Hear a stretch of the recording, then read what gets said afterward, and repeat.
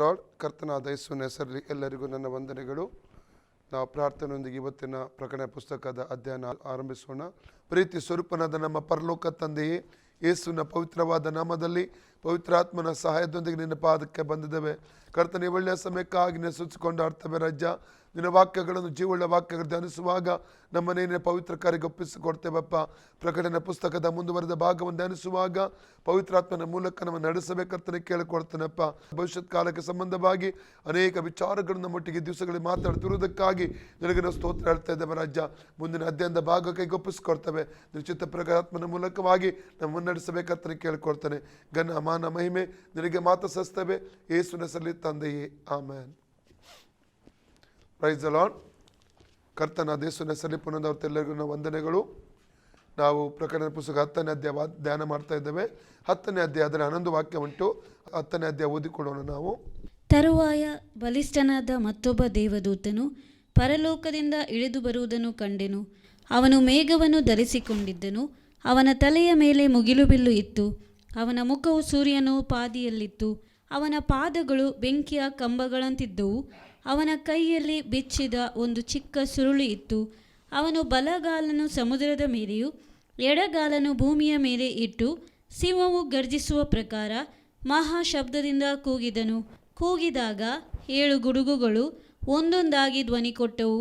ಆ 7 ಗುಡುಗುಗಳು ನುಡಿದಾಗ ನಾನು ಬರೆಯಬೇಕೆಂದಿದ್ದೆನು. ಆದರೆ ಆ 7 ಗುಡುಗುಗಳು ನುಡಿದದನ್ನು ನೀನು ಬರೆಯದೆ ಗುಪ್ತವಾಗಿಡು ಎಂದು ಹೇಳುವ ಆಕಾಶವಾಣಿಯನ್ನು ಕೇಳಿದೆನು. ಅನಂತರ ಸಮುದ್ರದ ಮೇಲೆಯೂ ಭೂಮಿಯ ಮೇಲೆಯೂ ನಿಂತಿರುವವನಾಗಿ ನನಗೆ ಕಾಣಿಸಿದ ದೇವದೂತನು ತನ್ನ ಬಲಗೈಯನ್ನು ಪರಲೋಕದ ಕಡೆಗೆ ಎತ್ತಿ ಪರಲೋಕವನ್ನು, ಅದರಲ್ಲಿರುವ ಸಮಸ್ತವನ್ನು, ಭೂಮಿಯನ್ನು, ಅದರಲ್ಲಿರುವ ಸಮಸ್ತವನ್ನು, ಸಮುದ್ರವನ್ನು, ಅದರಲ್ಲಿರುವ ಸಮಸ್ತವನ್ನು ಸೃಷ್ಟಿಸಿ ಯುಗಯುಗಾಂತರಗಳಲ್ಲಿ ಜೀವಿಸುವ ಆತನ ಮೇಲೆ ಆಣೆಯಿಟ್ಟು, ಇನ್ನೂ ಸಾವಕಾಶವಿರುವುದಿಲ್ಲ. 7ನೆಯ ದೇವದೂತನು ಶಬ್ದ ಮಾಡುವ ದಿನಗಳಲ್ಲಿ, ಅಂದರೆ ಅವನು ತುತ್ತೂರಿಯನ್ನು ಊದುವುದಕ್ಕಿರುವ ಸಮಯದಲ್ಲಿ, ದೇವರು ಇದುವರೆಗೆ ಗುಪ್ತವಾಗಿಟ್ಟಿದ್ದ ಸಂಕಲ್ಪವನ್ನು ತನ್ನ ದಾಸರಾದ ಪ್ರವಾದಿಗಳಿಗೆ ಶುಭ ವರ್ತಮಾನವಾಗಿ ತಿಳಿಸಿದ್ದ ಪ್ರಕಾರ ನೆರವೇರಿಸುವನು ಎಂದು ಹೇಳಿದನು. ಅನಂತರ ಪರಲೋಕದಿಂದ ನನಗೆ ಕೇಳಿಸಿದ ಶಬ್ದವು ತಿರುಗಿ ನನ್ನೊಂದಿಗೆ ಮಾತಾಡಿ, ನೀನು ಹೋಗಿ ಸಮುದ್ರದ ಮೇಲೆಯೂ ಭೂಮಿಯ ಮೇಲೆಯೂ ನಿಂತುಕೊಂಡಿರುವ ದೂತನ ಕೈಯಲ್ಲಿರುವ ಅಬಿಚ್ಚಿದ ಸುರುಳಿಯನ್ನು ತೆಗೆದುಕೋ ಎಂದು ಹೇಳಿತು. ನಾನು ಆ ದೂತನ ಬಳಿಗೆ ಹೋಗಿ ಆ ಚಿಕ್ಕ ಸುರುಳಿಯನ್ನು ನನಗೆ ಕೊಡು ಎಂದು ಕೇಳಲು, ಅವನು ನನಗೆ, ನೀನು ಇದನ್ನು ತೆಗೆದುಕೊಂಡು ತಿಂದು ಬಿಡು. ಇದು ನಿನ್ನ ಹೊಟ್ಟೆಯನ್ನು ಕಹಿಯಾಗುವಂತೆ ಮಾಡುವುದು, ಆದರೆ ನಿನ್ನ ಬಾಯಲ್ಲಿ ಜೇನಿನಂತೆ ಸಿಹಿಯಾಗಿರುವುದು ಎಂದು ಹೇಳಿದನು. ಆಗ ನಾನು ಆ ಚಿಕ್ಕ ಸುರುಳಿಯನ್ನು ಆ ದೂತನ ಕೈಯಿಂದ ತೆಗೆದುಕೊಂಡು ತಿಂದು ಬಿಟ್ಟೆನು. ಅದು ನನ್ನ ಬಾಯಲ್ಲಿ ಜೇನಿನಂತೆ ಸಿಹಿಯಾಗಿತ್ತು. ಅದನ್ನು ತಿಂದ ಮೇಲೆ ನನ್ನ ಹೊಟ್ಟೆಯು ಕಹಿಯಾಯಿತು. ಆಮೇಲೆ ಇನ್ನು ನೀನು ಅನೇಕವಾಗಿರುವ ಪ್ರಜೆ, ಜನ, ಭಾಷೆ, ರಾಜ ಇವರ ವಿಷಯದಲ್ಲಿ ಪ್ರವಾದನೆ ಹೇಳಬೇಕೆಂದು ನನಗೆ ತಿಳಿಸಲ್ಪಟ್ಟಿತು. ಪ್ರಿಯರೇ, ನಾವು ಪ್ರಕಟಣೆ ಪುಸ್ತಕವನ್ನು ಅನೇಕ ದಿವಸಗಳಿಂದ ಧ್ಯಾನ ಮಾಡ್ತಾ ಬಂದಿದ್ದೇವೆ. ಕರ್ತನು ಆಶೀರ್ವಾದಕರವಾದ ರೀತಿಯಲ್ಲಿ ಇಲ್ಲಿವರೆಗೆ ನಮ್ಮನ್ನು ನಡೆಸಿಕೊಂಡು ಬಂದಿದೆ. ಅದಕ್ಕೆ ಕರ್ತನಿಗೆ ಸ್ತೋತ್ರ ಹೇಳ್ತೇನೆ. ಒಂದು ಪ್ರಕಟಣೆ ಪುಸ್ತಕ ಎಂಬುವಂಥದ್ದು ಸತ್ಯವೇದದ 66ನೇ ಪುಸ್ತಕ ಮತ್ತು ಕೊನೆಯ ಪುಸ್ತಕವಾಗಿದೆ. ಮಾತ್ರವಲ್ಲ, ಹೊಸ ಒಡಂಬಡಿಕೆ 27ನೇ ಪುಸ್ತಕ ಕೂಡ ಇದು ಆಗಿದೆ. ಈ ಪುಸ್ತಕದಲ್ಲಿ 27 ಅಧ್ಯಾಯಗಳು, 4 ವಾಕ್ಯಗಳಿವೆ. ಪ್ರಕಟಣೆ ಪುಸ್ತಕ 1:19 3 ವಿಭಾಗಗಳನ್ನಾಗಿ ವಿಂಗಡಿಸಿರುವಂಥದ್ದನ್ನು ನಾವಲ್ಲಿ ಕಾಣ್ತೇವೆ. ನಾವು ಅದರ ವಿಂಗಡಣೆ ಈ ರೀತಿ ಇದೆ: ನಡೆದ ಸಂಗತಿ, ನಡೆಯುತ್ತಿರುವ ಸಂಗತಿ, ನಡೆಯಬೇಕಾದ ಸಂಗತಿ ಎಂಬುದಾಗಿ ನಾವು ಓದ್ತೇವೆ. ಪ್ರಿಯರೇ, 1ನೇ ಅಧ್ಯಾಯ 1ನೇ ಭಾಗವಾಗಿದೆ. ಅದು ನಡೆದ ಸಂಗತಿ ಆಗಿದೆ. ಮಹಿಮ ಸ್ವರೂಪನಾದ ಪುನಃ ಹೊಂದಿದಂಥ ಯೇಸುವಿನ ದರ್ಶನ ಅಲ್ಲಿ ನಾವು ಕಾಣ್ತಾ ಇದ್ದೇವೆ. 2 ಮತ್ತು 3ನೇ ಅಧ್ಯಾಯ 2ನೇ ಭಾಗವಾಗಿದೆ. ಮಾತ್ರವಲ್ಲ, ಅದು ನಡೆಯುತ್ತಿರುವ ಸಂಗತಿ ಎಂಬುದಾಗಿ ಕೂಡ ನೋಡ್ತಾ. ನಡೆಯುತ್ತಿರುವ ಸಂಗತಿ ಯಾವುದಾಗಿದೆ? ಸಭಾಕಾಲವಾಗಿದೆ. 3ನೇ ಭಾಗ 4ನೇ ಅಧ್ಯಾಯದ 1ನೇ ವಾಕ್ಯದಿಂದ 27 ಅಧ್ಯಾಯದ 21 ವಾಕ್ಯದವರೆಗೆ ಎತ್ತಲ್ಪಡುವಿಕೆಯಿಂದ ನಿತ್ಯತೆವರೆಗೆ, ಅಂದರೆ ರ್ಯಾಪ್ಚರ್ ಟು ಇಟರ್ನಿಟಿ ಅಲ್ಲಿ ನಾವು ಕಾಣಿತಾ, ಅಂದರೆ ನಡೆಯಬೇಕಾದ ಸಂಗತಿಯ ಕುರಿತಾಗಿ ಅದು ತಿಳಿಸ್ತಾ ಇದೆ. ಪ್ರಿಯರೇ, ನಿನ್ನೆ ದಿವಸದಲ್ಲಿ ನಾವು ಪ್ರಕಟಣೆ ಪುಸ್ತಕ 10ನೇ ಅಧ್ಯಾಯವನ್ನು ನಾವು ಕೆಲವೊಂದು ಭಾಗಗಳನ್ನು ಧ್ಯಾನಿಸಿದ್ದೇವೆ. ಇದರ 11 ವಾಕ್ಯಗಳಿವೆ 10ನೇ ಅಧ್ಯಾಯದಲ್ಲಿ. ಇದು 4 ವಿಭಾಗಗಳನ್ನಾಗಿ ವಿಂಗಡಿಸಿ ನಾವು ಧ್ಯಾನ ಮಾಡ್ತಾ ಇದ್ದೇವೆ. 1ನೇ ಭಾಗ 1ರಿಂದ 3 ವಾಕ್ಯ, 2ನೇ ಭಾಗ 4 ವಾಕ್ಯ, 3ನೇ ಭಾಗ 5ರಿಂದ 7 ವಾಕ್ಯ, 4ನೇ ಭಾಗ 8ರಿಂದ 11 ವಾಕ್ಯ. ನಾವು ನಿನ್ನೆ ದಿವಸ 1ನೇ ಭಾಗ ಮತ್ತು 2ನೇ ಭಾಗ 2 ಭಾಗಗಳನ್ನು ಧ್ಯಾನಿಸಿದ್ದೇವೆ. 1ನೇ ಭಾಗದಲ್ಲಿ ಬಲಿಷ್ಠನಾದ ದೂತನು ಯಾರು ಎಂಬುದಾಗಿ ನಾವು ಅರ್ಥ ಮಾಡಿಕೊಂಡಿದ್ದೇವೆ. ಈ ಬಲಿಷ್ಠನಾದ ದೂತನು ಬೇರೆ ಯಾರೂ ಅಲ್ಲ, ಕರ್ತನ ದೇವಸ್ವಾಮಿ ಎಂಬುದಾಗಿ. ಅಂದರೆ ಕರ್ತನ ದೇವಸ್ವಾಮಿ ಸೂಚಿಸುವಂಥ 7 ಗುಣಲಕ್ಷಣಗಳನ್ನು, ಗುರುತುಗಳನ್ನು ಈ ದೂತನಲ್ಲಿ ನಾವು ಕಂಡಿದ್ದೇವೆ. ಅದರಲ್ಲಿ 1ನೇದು ಯಾವುದಾಗಿದೆ? ಇವನು ಮೇಘವನ್ನು ಧರಿಸಿಕೊಂಡಿದ್ದನು. 2ನೇದಾಗಿ ಇವನ ತಲೆ ಮೇಲೆ ಮುಗಿಲು ಬಿಲ್ ಇರುವುದನ್ನು ಕಂಡಿದ್ದೇವೆ. 3ನೇದಾಗಿ ಈತನ ಮುಖವು ಮಧ್ಯಾಹ್ನದ ಸೂರ್ಯನ ಹಾಗೆ ಪ್ರಕಾಶಿಸುವಂಥದ್ದನ್ನು ಕಂಡಿದ್ದೇವೆ. 4ನೇದಾಗಿ ತನ್ನ ಕಾಲುಗಳು ಬೆಂಕಿಯ ಕಂಬಗಳಾಗಿರುವಂಥದ್ದನ್ನು ಕಂಡಿದ್ದೇವೆ. 5ನೇದಾಗಿ ಬಿಚ್ಚಿದ ಸುರುಳಿಯನ್ನು ಆತನ ಕೈಯಲ್ಲಿ ಇಟ್ಟುಕೊಂಡಿರುವಂಥದ್ದನ್ನು ಕೂಡ ನಾವು ಕಂಡಿದ್ದೇವೆ. 6ನೇದಾಗಿ ಆತನು ಒಂದು ಕಾಲನ್ನು ಸಮುದ್ರದಲ್ಲಿ, ಒಂದು ಕಾಲನ್ನು ಭೂಮಿಯ ಮೇಲೆ ಇಟ್ಟುಕೊಂಡಿರುವುದನ್ನು ಕಂಡಿದ್ದೇವೆ. 7ನೇದಾಗಿ ಸಿಂಹವು ಗರ್ಜಿಸುವ ಹಾಗೆ ಈತನು ಗರ್ಜಿಸುವಂಥದ್ದನ್ನು ಕಂಡಿದ್ದೇವೆ.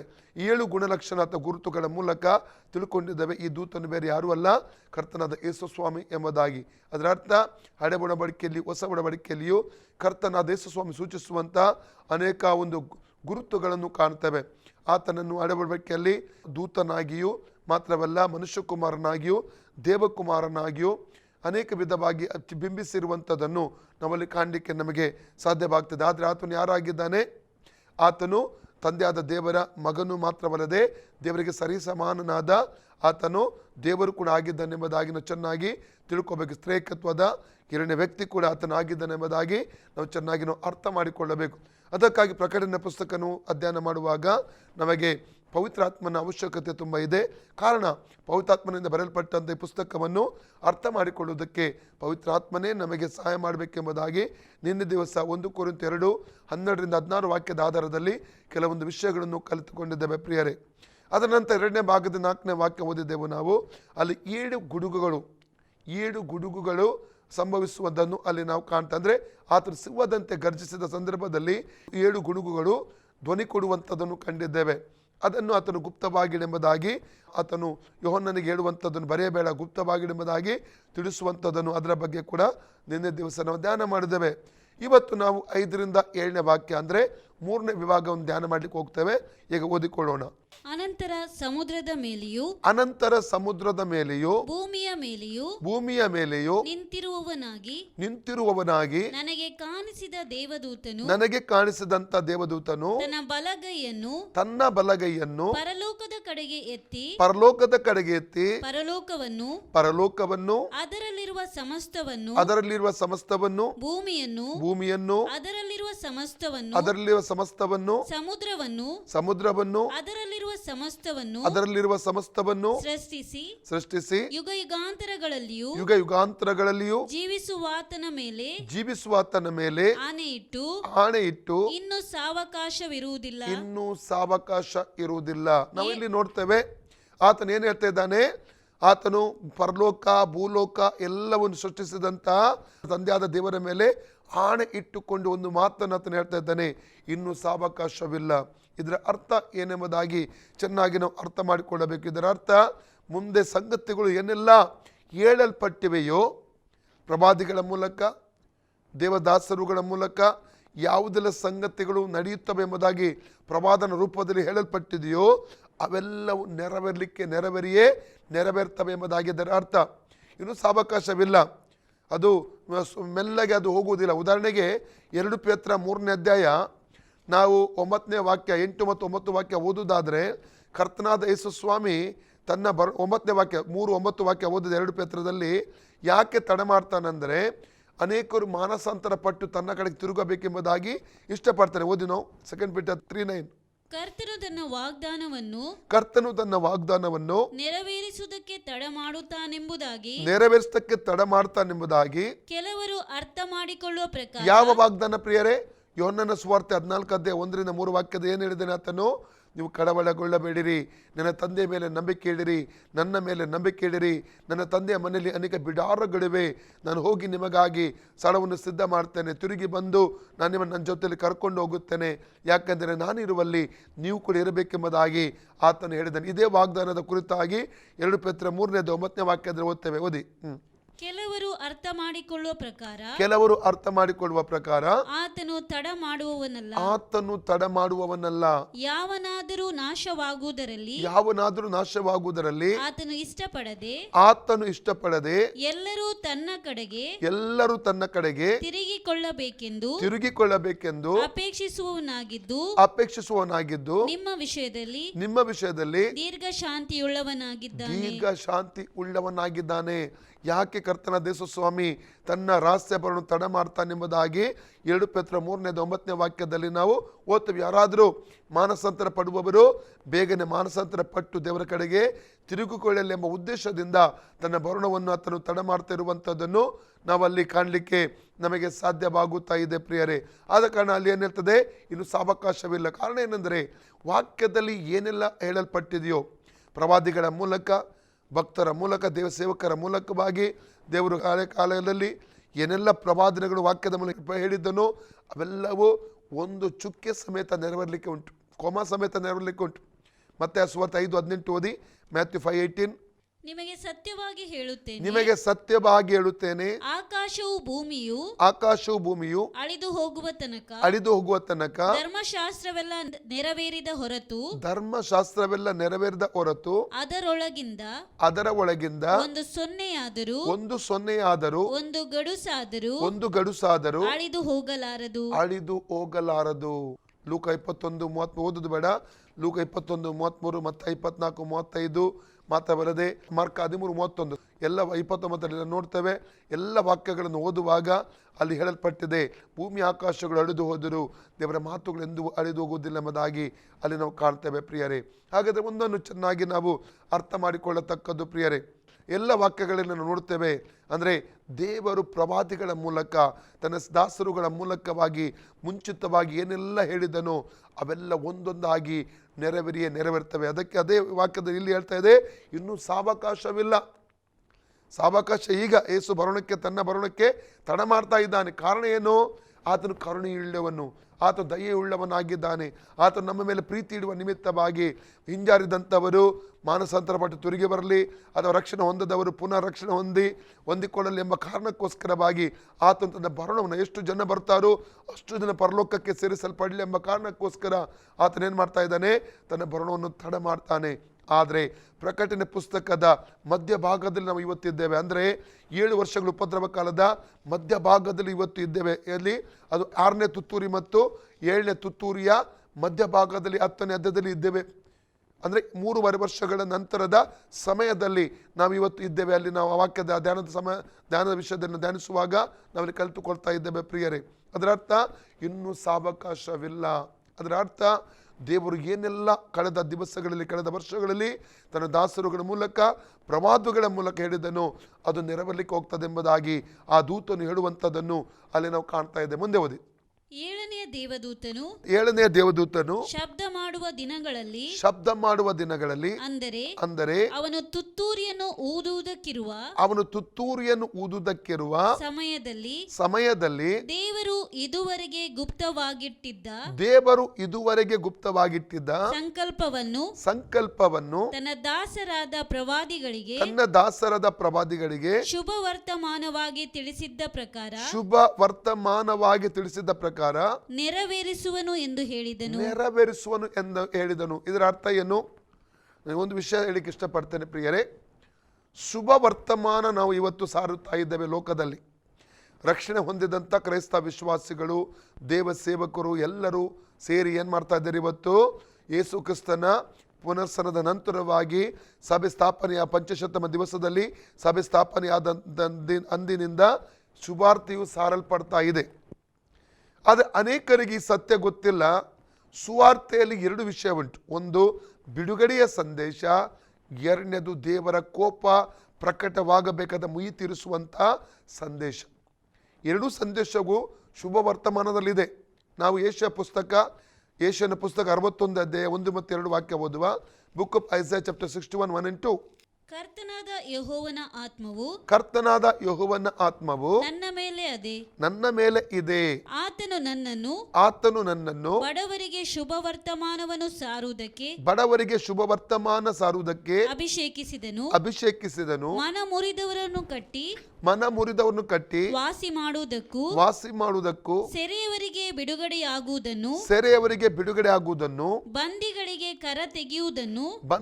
ಕದ ತೆರೆಯುವುದನ್ನು ಪ್ರಸಿದ್ಧಿಪಡಿಸುವುದಕ್ಕೂ ಯೆಹೋವನು ನೇಮಿಸಿರುವ ಯೆಹೋವನು ನೇಮಿಸಿದ ಶುಭ ವರುಷ ನಮ್ಮ ದೇವರು ಮುಯ್ಯಿ ತೀರಿಸುವ ದಿನ. ಎಂತ ದಿನ? ಮುಯ್ಯಿ ತೀರಿಸುವಂತ ದಿನ. ಇವುಗಳನ್ನು ಪ್ರಚಾರಗೊಳಿಸುವುದಕ್ಕೂ ದುಃಖಿತರೆಲ್ಲರನ್ನು ಸಂತೈಸುವುದಕ್ಕೂ ಚಿಯೋನಿನಲ್ಲಿ ಶೋಕಿಸುವವರಿಗೆ ಬೂದಿಗೆ ಬದಲಾಗಿ ಶಿರೋಭೂಷಣ, ದುಃಖವಿದ್ದಲ್ಲಿ ಆನಂದ ತೈಲ, ಕುಂದಿದ ಮನಕ್ಕೆ ಪ್ರತಿಯಾಗಿ ಉತ್ಸಾಹ ಸ್ತೋತ್ರದ ವಸ್ತ್ರ ಇವುಗಳನ್ನು ಒದಗಿಸಿಕೊಡುವುದಕ್ಕೂ ಆತನು ನನ್ನನ್ನು ಕಳಿಸಿದ್ದಾನೆ. ಇದು ಲೂಕನ ಸುವಾರ್ತೆ 4ನೇ ಅಧ್ಯಾಯ 18-20 ವಾಕ್ಯದಲ್ಲಿ ಕರ್ತನಾದ ಯೇಸು ಸ್ವಾಮಿ ಹೇಳಿದಂಥ ಮಾತುಗಳು ಕ್ರಿಸ್ತನಲ್ಲಿ ಅದು ನೆರವೇರುವಂಥದ್ದನ್ನು ನಾವಲ್ಲಿ ಕಾಣ್ತಾ ಇದ್ದೇವೆ. ಆದರೆ ಶುಭ ವರ್ತಮಾನ ಸಾರುವಾಗ ಅದರ 2 ವಿಧವಾದ ಸಂದೇಶ ಇದೆ ಎಂಬುದಾಗಿ ನಾವು ನೋಡ್ತೇವೆ. ಒಂದು ರಕ್ಷಣೆಯ ಸಂದೇಶ, ಬಿಡುಗಡೆಯ ಸಂದೇಶ. ಎರಡನೆಯದು ದೇವರು ಮುಯ್ಯಿ ತೀರಿಸಲಿಕ್ಕಿರುವಂಥ ಸಮಯದ ಕುರಿತಾಗಿರುವ ಒಂದು ಸಂದೇಶ. ಮುಯ್ಯಿ ಯಾವಾಗ ದೇವರು ತೀರಿಸ್ತಾನೆ ಅಂದರೆ ಕೊನೆಯ ಕಾಲದಲ್ಲಿ, ಯಾವಾಗ 7 ವರ್ಷಗಳ ಉಪದ್ರವ ಕಾಲದಲ್ಲಿ, ಸಭೆ ಭೂಲೋಕದಿಂದ ಎತ್ತಲ್ಪಟ್ಟ ನಂತರ 7 ವರ್ಷಗಳ ಕಾಲ ಈ ಲೋಕದಲ್ಲಿ ಸಂಕಟ ಕಾಲ, ಅಲ್ಲಿ ನೋಡ್ತೇವೆ ಉಪದ್ರವ ಕಾಲವಾಗಿರುತ್ತದೆ. ಅದನ್ನು 2 ಭಾಗವಾಗಿ ವಿಂಗಡಿಸಲಾಗಿದೆ. ಒಂದು ಮೊದಲ 3.5 ವರ್ಷಗಳು ಸಂಕಟ ಕಾಲ, ನಂತರದ 3.5 ವರ್ಷಗಳು ಮಹಾಸಂಕಟ ಕಾಲ ಎಂಬುದಾಗಿ. ಅದು ಈ ಭೂಮಿಯಲ್ಲಿ ದೇವರು ಮುಯ್ಯಿ ತೀರಿಸುವಂಥ ಒಂದು ವರ್ಷ ಸಮಯ ಎಂಬುದಾಗಿ ಚೆನ್ನಾಗಿ ನಾವು ಅರ್ಥ ಮಾಡಿಕೊಳ್ಳಬೇಕು. ದೇವರ ವಾಕ್ಯಕ್ಕೆ ಅವಿಧೇಯರಾದಕ್ಕಾಗಿ, ದೇವರ ವಾಕ್ಯಕ್ಕೆ ವಿರುದ್ಧವಾಗಿ ಜೀವಿಸಿದ್ದಕ್ಕಾಗಿ, ಅಥವಾ ಒಂದು ದೇವರ ವಾಕ್ಯ ಆಜ್ಞೆಗಳನ್ನು ಉಲ್ಲಂಘನೆ ಮಾಡಿದ ನಿಮಿತ್ತವಾಗಿ, ಅದು ತಾವು ಮಾಡಿಕೊಂಡ ವಿಗ್ರಹಗಳನ್ನು, ಮೂರ್ತಿಗಳನ್ನು ಅಥವಾ ಈ ಒಂದು ಸೃಷ್ಟಿಯನ್ನು ಆರಾಧನೆ ಮಾಡಿದ ನಿಮಿತ್ತವಾಗಿ ಮಾನವನಿಗೆ ದೇವರು ಏನು ಮಾಡ್ತಾ ಇದ್ದಾನೆ? ಇಲ್ಲಿ ಮುಯ್ಯಿ ತೀರಿಸುವಂಥದ್ದನ್ನು 7 ವರ್ಷಗಳ ಕಾಲದಲ್ಲಿ ನಾವು ನೋಡ್ತಾ ಇದ್ದೇವೆ ಪ್ರಿಯರೇ. ಇದು ದೇವರ ಕೋಪವು ಪ್ರಕಟವಾಗುವಂಥ ಒಂದು ಸಮಯ ಎಂಬುದಾಗಿ ಕಳೆದ ಅಧ್ಯಯನಗಳಲ್ಲಿ ಅನೇಕ ಅಧ್ಯಯನ ನಾವು ಧ್ಯಾನ ಮಾಡಿದ್ದೇವೆ. ಅಂದರೆ ತನ್ನ ದಾಸರಿಗೆ, ಪುನಃ ಓದುವ 7ನೇ ವಾಕ್ಯ, ತನ್ನ ದಾಸರಿಗೆ ಶುಭ ವರ್ತಮಾನವಾಗಿ ದೇವರು ಹೇಳಿದ್ದು ನೆರವೇರಲಿಕ್ಕೆ ಹೋಗ್ತದೆ. ಓದಿ 10:7 ಪ್ರಕಟಣೆ. ಸಮಸ್ತವನ್ನು ಸೃಷ್ಟಿಸಿ ಯುಗ ಯುಗಾಂತರಗಳಲ್ಲಿಯೂ ಜೀವಿಸುವಾತನ ಮೇಲೆ ಆಣೆಯಿಟ್ಟು ಇನ್ನು ಸಾವಕಾಶವಿರುವುದಿಲ್ಲ. ಏಳನೆಯ ದೂತನು ಶಬ್ದ ಮಾಡುವ ದಿನಗಳಲ್ಲಿ ಅಂದರೆ ಅವನು ತುತ್ತೂರಿಯನ್ನು ಊದುವುದಕ್ಕಿರುವ ಸಮಯದಲ್ಲಿ ದೇವರು ಇದುವರೆಗೆ ಗುಪ್ತವಾಗಿಟ್ಟಿದ್ದ ಸಂಕಲ್ಪವನ್ನು ತನ್ನ ದಾಸರಾದ ಪ್ರವಾದಿಗಳಿಗೆ ಶುಭ ವರ್ತಮಾನವಾಗಿ ತಿಳಿಸಿದ್ದ ಪ್ರಕಾರ ನೆರವೇರಿಸುವನು ಎಂದನು. ಇಲ್ಲಿ ಸ್ಪಷ್ಟವಾಗಿ ನಾವು ಕಾಣ್ತಾ ಇದ್ದೇವೆ ಪ್ರಿಯರೇ, ದೇವರು ತನ್ನ ಪ್ರವಾದಿಗಳ ಮೂಲಕವಾಗಿ ಹೇಳಿದಂಥ ಒಂದು ವಾರ್ತೆ, ಒಂದು ಮಾತು ಇಲ್ಲಿ ನೆರವೇರಲಿಕ್ಕೆ ಹೋಗುವಂಥದ್ದನ್ನು ನಾವು ನೋಡ್ತೇವೆ. ದೇವರು ಅನೇಕ ಸಂಗತಿಗಳನ್ನು ಶುಭ ವರ್ತಮಾನವಾಗಿ ಹೇಳಿದ್ದಾನೆ. ಒಂದು, ರಕ್ಷಣೆಯ ಕುರಿತಾಗಿ, ಬಿಡುಗಡೆ ಸಂದೇಶ. ಎರಡನೇದಾಗಿ ಮುಯ್ಯಿ ತೀರಿಸುವುದರ ಕುರಿತಾಗಿ, ಅಂದರೆ ಅವಿಧೇಯರಾದಂಥ ಜನಾಂಗಗಳಿಗೆ ಮುಯ್ಯಿ ತೀರಿಸುವುದರ ಕುರಿತಾಗಿ ಕೂಡ ತನ್ನ ಪ್ರವಾದಿಗಳಿಗೆ ಶುಭ ವರ್ತಮಾನವಾಗಿ ಏನು ಮಾಡಿದ್ದಾನೆ? ಆತನು ಅವರ ಮೂಲಕವಾಗಿ ತಿಳಿಸಿದ್ದಾನೆ, ಎಂದರೆ ಲೋಕಕ್ಕೆ ತಿಳಿಸಿದ್ದಾನೆಂಬುದಾಗಿ ಈ ವಾಕ್ಯದ ಆಧಾರದಲ್ಲಿ ನಾವು ತಿಳಿದುಕೊಳ್ಳುವುದಕ್ಕೆ ಪ್ರಿಯರೇ ನಮಗೆ ಇಲ್ಲಿ ಸಾಧ್ಯವಾಗುತ್ತಾ ಇದೆ ಎಂಬುದಾಗಿ ನಾವು ಚೆನ್ನಾಗಿ ಅರ್ಥ ಮಾಡಿಕೊಳ್ತಾ ಇದ್ದೇವೆ. ಹಾಗಾದರೆ ಮುಯ್ಯಿ ತೀರಿಸುವಂಥ ದಿನ ಕಳೆದ ದಿವಸಗಳಲ್ಲಿ ಧ್ಯಾನಿಸಿದ್ದೇವೆ. ಯೋಷಯನ ಪುಸ್ತಕ 13ನೇ ಅಧ್ಯಾಯ 4ನೇ ವಾಕ್ಯದಿಂದ 16ನೇ ವಾಕ್ಯ, ಅಥವಾ ಎಜೆಕಿಯೇಲ್ ಪುಸ್ತಕ 30ನೇ ಅಧ್ಯಾಯ 1ರಿಂದ 3ನೇ ವಾಕ್ಯ, ಯೆರೆಮೀಯನ ಪುಸ್ತಕ 37ರಿಂದ 10 ವಾಕ್ಯ, 4ರಿಂದ 7 ವಾಕ್ಯ, ಅಥವಾ ಅದರ ನಂತರವಾಗಿ ನಾವು ನೋಡ್ತೇವೆ ದಾನಿಯೇಲ 12 1ನೇ ವಾಕ್ಯ, ಓಬದ್ಯ 1ನೇ ಅಧ್ಯಾಯ 15ನೇ ವಾಕ್ಯ, ಚೆಫನ್ಯ 3ನೇ ಅಧ್ಯಾಯ 8ನೇ ವಾಕ್ಯ, ಚೆಫನ್ಯ 1ನೇ ಅಧ್ಯಾಯ 2ರಿಂದ 18 ವಾಕ್ಯಗಳು. ಮಲಾಕ್ಯನ ಪುಸ್ತಕದಲ್ಲಿ ನಾವು ನೋಡ್ತೇವೆ 3ನೇ ಅಧ್ಯಾಯ 1ರಿಂದ 3 ವಾಕ್ಯ, ಮಲಾಕ್ಯ 4:1-3 ವಾಕ್ಯ, ಇವೆಲ್ಲ ವಾಕ್ಯಗಳಿಂದ ನೋಡುವಂಥದ್ದು ಏನೆಂದರೆ ದೇವರು ಈ ಭೂಮಿಗೆ ಮುಯ್ಯಿ ತೀರಿಸುವ, ಭೂ ನಿವಾಸಿಗಳಿಗೆ ಮುಯ್ಯಿ ತೀರಿಸುವಂಥ ವಿಷಯದಲ್ಲಿ ಬರೆಯಲ್ಪಟ್ಟಿದೆ. ಯೆಶಾಯನ ಪುಸ್ತಕ 24ನೇ ಅಧ್ಯಾಯ ನಾವು ಅನೇಕ ಸಲ ಇದನ್ನು ಓದಿದ್ದೇವೆ. ಒಂದು ಸಲ ಸ್ವಲ್ಪವನ್ನು ಓದಿಕೊಂಡು ನಮ್ಮ ಮುಂದಾಗಿ ಬರೆಯೋಣ ಪ್ರಿಯರೇ. ಯೆಶಾಯ 24. ಇಗೋ ಯೆಹೋವನು ಲೋಕವನ್ನು ಬರಿದು ಮಾಡಿ, ಯೆಹೋವನು ಲೋಕವನ್ನು ಬರಿದು ಮಾಡಿ ಹಾಳಿಗೆ ತಂದು ವಿರೂಪಪಡಿಸಿ ಅದರ ನಿವಾಸಿಗಳನ್ನು ಚದುರಿಸಿ ಬಿಡುವನಾಗಿದ್ದಾನೆ. ಪ್ರಜೆ ಯಾಜಕ, ದಾಸದಣಿ, ತೊತ್ತು ಯಜಮಾನಿ, ಕೊಳ್ಳುವವನು ಮಾರುವವನು, ಸಾಲ ಕೊಡುವವನು ತರುವವನು, ಬಡ್ಡಿ ತೆಗೆಯುವವನು ತೆರುವವನು, ಇವರೆಲ್ಲರಿಗೂ ಒಂದೇ ಗತಿಯಾಗುವುದು. ಭೂಮಿಯು ಬಟ್ಟ ಬರಿದಾಗುವುದು, ಲೋಕಕ್ಕೆ ಸಂಪೂರ್ಣ ಸುಲಿಗೆಯಾಗುವುದು. ಯೆಹೋವನೇ ಇದನ್ನು ನುಡಿದಿದ್ದಾನೆ. ಭೂಮಿಯು ಪ್ರಲಾಪಿಸುತ್ತಾ ಬಳಲಿದೆ. ಲೋಕವು ಕುಗ್ಗಿ ಹೋಗಿದೆ. ಲೋಕೋನ್ನತರು ಕಂಗೆಟ್ಟಿದ್ದಾರೆ. ಭೂನಿವಾಸಿಗಳು ದೈವಾಜ್ಞೆಗಳನ್ನು ಮೀರಿ ನಿಯಮವನ್ನು ಅತಿಕ್ರಮಿಸಿ ಶಾಶ್ವತವಾದ ಒಡಂಬಡಿಕೆಯನ್ನು ಭಂಗಪಡಿಸಿದ್ದರಿಂದ ಭೂಮಿಯು ಅವರ ಹೆಜ್ಜೆಯಿಂದ ಅಪವಿತ್ರವಾಯಿತು. ಆದ ಕಾರಣ ಶಾಪವು ಲೋಕವನ್ನು ನುಂಗಿಬಿಟ್ಟಿದೆ. ಅಲ್ಲಿನವರು ದಂಡನೆಗೆ ಒಳಗಾಗಿದ್ದಾರೆ. ಭೂನಿವಾಸಿಗಳು ಸುಟ್ಟು ಹೋಗಿ ಕೆಲವರು ಮಾತ್ರ ಉಳಿದಿದ್ದಾರೆ. ದ್ರಾಕ್ಷಾರಸವು ವ್ಯಸನಭರಿತವಾಗಿದೆ. ದ್ರಾಕ್ಷಿಯ ಬಳ್ಳಿಯು ಬಾಡಿದೆ. ಹರ್ಷಹೃದಯರೆಲ್ಲ ನರಳುತ್ತಾರೆ. ದಮ್ಮಡಿಗಳ ಉತ್ಸಾಹವು ಮುಗಿದಿದೆ. ಉಲ್ಲಾಸಿಗಳ ಕೋಲಾಹಲವು ಕೊನೆಗೊಂಡಿದೆ. ಕಿನ್ನರಿಯ ಆನಂದವು ಅಡಗಿದೆ. ಇನ್ನು ಗಾನದೊಡನೆ ದ್ರಾಕ್ಷಾರಸವನ್ನು ಕುಡಿಯರು. ಮದ್ಯವು ಕುಡಿಯುವವರಿಗೆ ಕಹಿಯಾಗುವುದು. ಹಾಳು ಪಟ್ಟಣವು ಬಿದ್ದು ಹೋಗಿದೆ. ಯಾರು ಹೋಗದಂತೆ ಪ್ರತಿಯೊಂದು ಮನೆ ಮುಚ್ಚಿದೆ. ದ್ರಾಕ್ಷಾರಸದ ಕೊರತೆಯಿಂದ ಬೀದಿಗಳಲ್ಲಿ ಅರಚುತ್ತಾರೆ. ಉಲ್ಲಾಸವೆಲ್ಲ ಅಸ್ತಮಿಸಿದೆ. ಲೋಕದ ಸಡಗರವು ಸೆರೆಯಾಗಿ ತೊಲಗಿದೆ. ಪಟ್ಟಣದಲ್ಲಿ ಹಾಳೆ ಉಳಿದಿದೆ. ನಾಶನವು ಹೆಬ್ಬಾಗಿಲಿಗೆ ತಟ್ಟಿದೆ. ಎಣ್ಣೆಯ ಮರವನ್ನು ಬಡಿದ ಮೇಲೆಯೂ ದ್ರಾಕ್ಷಿಯ ಸುಗ್ಗಿಯು ತೀರಿದ ನಂತರವು ನಿಲ್ಲುವ ಉಳಿಗಾಯ ಹಾಗೆ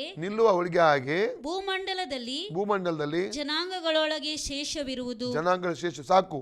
ಇಲ್ಲಿ 23 ವಾಕ್ಯಗಳು ಅಂತ ಇದರಲ್ಲಿ ಈ ಅಧ್ಯಾಯದಲ್ಲಿ ನೀವು ಓದಿಕೊಳ್ಳಬಹುದು. ಯಾಕೆ ಓದಿದೆ ಅಂದರೆ ಈ 7 ವರ್ಷಗಳಲ್ಲಿ ದೇವರು ಮಾಡುವಂಥ ಒಂದು ಈ ಭೂಮಿಯಲ್ಲಿ ನಾಶನದ ಕಾರ್ಯಗಳ ಕುರಿತು, ದೇವರ ಕೋಪದ ಒಂದು ಪ್ರಕಟಣೆ ಕುರಿತಾಗಿ ಇದರಲ್ಲಿ ನಾವು ಕಾಣಲಿಕ್ಕೆ ನಮಗೆ ಸಾಧ್ಯವಾಗುತ್ತದೆ ಪ್ರಿಯರೇ. ನಾವು ಪುನಃ ಪ್ರಕಟಣೆ 10:5-7 ವಾಕ್ಯ ಓದಿಕೊಳ್ಳೋಣ. ಅನಂತರ ಸಮುದ್ರದ ಮೇಲೆಯೂ ಭೂಮಿಯ ಮೇಲೆಯೂ ನಿಂತಿರುವವನಾಗಿ ನನಗೆ ಕಾಣಿಸಿದಂತ ದೇವದೂತನು ತನ್ನ ಬಲಗೈಯನ್ನು ಪರಲೋಕದ ಕಡೆಗೆ ಎತ್ತಿ ಪರಲೋಕವನ್ನು ಅದರಲ್ಲಿರುವ ಸಮಸ್ತವನ್ನು ಭೂಮಿಯನ್ನು ಅದರಲ್ಲಿರುವ ಸಮಸ್ತವನ್ನು ಸಮುದ್ರವನ್ನು ಅದರಲ್ಲಿರುವ ಸಮಸ್ತವನ್ನು ಸೃಷ್ಟಿಸಿ ಯುಗಾಂತರಗಳಲ್ಲಿಯೂ ಜೀವಿಸುವಾತನ ಮೇಲೆ ಆಣೆ ಇಟ್ಟು ಇನ್ನು ಸಾವಕಾಶವಿರುವುದಿಲ್ಲ. ಏಳನೆಯ ದೇವದೂತನು ಶಬ್ದ ಮಾಡುವ ದಿನಗಳಲ್ಲಿ ಅಂದರೆ ಅವನು ತುತ್ತೂರಿಯನ್ನು ಊದುವುದಕ್ಕಿರುವ ಸಮಯದಲ್ಲಿ ದೇವರು ಇದುವರೆಗೆ ಗುಪ್ತವಾಗಿಟ್ಟಿದ್ದ ಸಂಕಲ್ಪವನ್ನು ತನ್ನ ದಾಸರಾದ ಪ್ರವಾದಿಗಳಿಗೆ ಶುಭ ವರ್ತಮಾನವಾಗಿ ತಿಳಿಸಿದ್ದ ಪ್ರಕಾರ ನೆರವೇರಿಸುವನು ಎಂದು ಹೇಳಿ. ಯಾವಾಗ ನೆರವೇರಿಸ್ತಾನೆ? 7ನೆಯ ತುತ್ತೂರಿಯು ಊದಲ್ಪಡುವ ಸಂದರ್ಭದಲ್ಲಿ. ಅಂದರೆ 7ನೇ ತುತ್ತೂರಿ ಊದಲ್ಪಡುವ ಸಮಯದಲ್ಲಿ ಕೆಲವು ಪ್ರವಾದನೆಗಳು ನೆರವೇರಲಿಕ್ಕೆ ಹೋಗ್ತದೆ ಎಂಬುದಾಗಿ ಈ ವಾಕ್ಯದ ಆಧಾರದಲ್ಲಿ ತಿಳ್ಕೊಳ್ತೇವೆ. ನಾವು 7ನೇ ತುತ್ತೂರಿಯ ಬಗ್ಗೆ ಧ್ಯಾನ ಮಾಡಬೇಕು. 11ನೇ ಅಧ್ಯಾಯ ನಾವು 13ನೇ ವಾಕ್ಯದಿಂದ 19 ವಾಕ್ಯದವರೆಗೆ ಓದಿದರೆ ಅಲ್ಲಿ ನಾವು ಸ್ಪಷ್ಟವಾಗಿ ನಾವು ನೋಡ್ತೇವೆ. 15ರಿಂದ ಓದಿ. 7ನೇ ದೇವದೂತನು 7ನೇ ದೇವದೂತನು ತುತ್ತೂರಿಯನ್ನು ಊದಿದನು. ಆಗ ಪರಲೋಕದಲ್ಲಿ ಮಹಾಶಬ್ದಗಳು ಉಂಟಾಗಿ ಲೋಕದ ರಾಜ್ಯಾಧಿಕಾರವು, ನೋಡಿ, ಒಂದನೇದಾಗಿ ಲೋಕದ ರಾಜ್ಯ ಅಧಿಕಾರವು ನಮ್ಮ ಕರ್ತನಿಗೂ ಆತನು ಅಭಿಷೇಕಿಸಿದವನಿಗೂ ಉಂಟಾಯಿತು. ಮೊದಲನೇದಾಗಿ ಏನ್ ಸಂಭವಿಸ್ತಾ ಇದೆ? ಈ ಒಂದು 7ನೇ ತುತ್ತೂರಿ ಊದಲ್ಪಡುವ ಒಂದು ಸಂದರ್ಭದಲ್ಲಿ ಒಂದು ಪರಲೋಕದಿಂದ ಶಬ್ದಗಳು ಬರ್ತಾ ಇದೆ. ಆ ಶಬ್ದಗಳು ಏನೆಂಬುದಾಗಿ ಹೇಳ್ತಾ ಇದೆ? ನಮ್ಮ ರಾಜ್ಯಾಧಿಕಾರವು, ಓದಿ ವಾಕ್ಯ, ಲೋಕದ ಯಾವ ರಾಜ್ಯಾಧಿಕಾರ? ಲೋಕದ ರಾಜ್ಯ ಅಧಿಕಾರ. ಅದರ ಅರ್ಥ ನಿಮ್ಗೆ ಹೇಳಲಿಕ್ಕೆ ನಾನು ಇಷ್ಟಪಡ್ತೇನೆ. ಈ ಭೂಮಿಯನ್ನು ದೇವರು ಯಾರಿಗೆ ಕೊಟ್ಟಿದ್ದ? ಮಾನವನಿಗೆ ಕೊಟ್ಟಿದ್ದ, ಆದಾಮನಿಗೆ ಕೊಟ್ಟಿದ್ದ. ಈ ಆಳುವುದಕ್ಕೋಸ್ಕರ ಆದಿಕಾಂಡ 1:28 ವಾಕ್ಯ ಓದಿಕೊಳ್ಳೋಣ. ಇದಲ್ಲದೆ ದೇವರು ಅವರನ್ನು ಆಶೀರ್ವದಿಸಿ, ನೀವು ಬಹು ಸಂತಾನವುಳ್ಳವರಾಗಿ ಹೆಚ್ಚಿರಿ, ಭೂಮಿಯಲ್ಲಿ ತುಂಬಿಕೊಂಡು ಅದನ್ನು ವಶ ಮಾಡಿಕೊಳ್ಳಿರಿ, ಸಮುದ್ರದ ಮೀನುಗಳ ಮೇಲೆಯೂ ಆಕಾಶದ ಪಕ್ಷಿಗಳ ಮೇಲೆಯೂ ಭೂಮಿಯಲ್ಲಿ ಚಲಿಸುವ ಎಲ್ಲಾ ಜೀವಿಗಳ ಮೇಲೆಯೂ ದೊರೆತನ ಮಾಡಿರಿ ಅಂದನು. ಈ ಭೂಮಿಯನ್ನು ದೇವರು ಮಾನವನಿಗೆ ಕೊಟ್ಟ. ಕಾರಣ, ಮಾನವನಿಗೆ ಆಳ್ವಿಕೆ ಮಾಡುವುದಕ್ಕೋಸ್ಕರವಾಗಿ ಈ ಭೂಮಿಯನ್ನು ಆತನು ಕೊಟ್ಟನು. ಅಧಿಕಾರ ನಡೆಸುವುದಕ್ಕಾಗಿ ಆತನು ಮಾನವನಿಗೆ ಕೊಟ್ಟ, ಮನುಷ್ಯನಿಗೆ ಕೊಟ್ಟ ಎಂಬುದನ್ನು ನೋಡ್ತೇವೆ. ಆದರೆ ನಾವು ಲೂಕನ ಪುಸ್ತಕ 4ನೇ ಅಧ್ಯಾಯ 5 ಮತ್ತು 6ನೇ ವಾಕ್ಯವನ್ನು ಓದುವಾಗ ಯೇಸು ಸ್ವಾಮಿಯನ್ನು ಶೋಧಿಸುವ ಒಂದು ಸಂದರ್ಭದಲ್ಲಿ 40 ದಿವಸ ಉಪವಾಸ ಮಾಡಿದಂಥ ಒಂದು ಸಂದರ್ಭದಲ್ಲಿ ಸೈತಾನ ಏನು ಹೇಳ್ತಾ ಇದ್ದಾನೆ? ಇದನ್ನು ನನಗೆ ನೀನು ಅಡ್ಡ ಬಿದ್ದು ನಮಸ್ಕಾರ ಮಾಡಿದರೆ ಈ ಭೂಮಿಯೇ ಮತ್ತು ಇದರ ವೈಭವ ನಾನು ನಿನಗೆ ಕೊಡ್ತೇನೆ, ಕಾರಣ ಇದು ನನಗೆ ಕೊಡಲ್ಪಟ್ಟಿದೆ ಎಂಬಂತ ಮಾತನ್ನು ಹೇಳ್ತೇನೆ. ಓದಿ.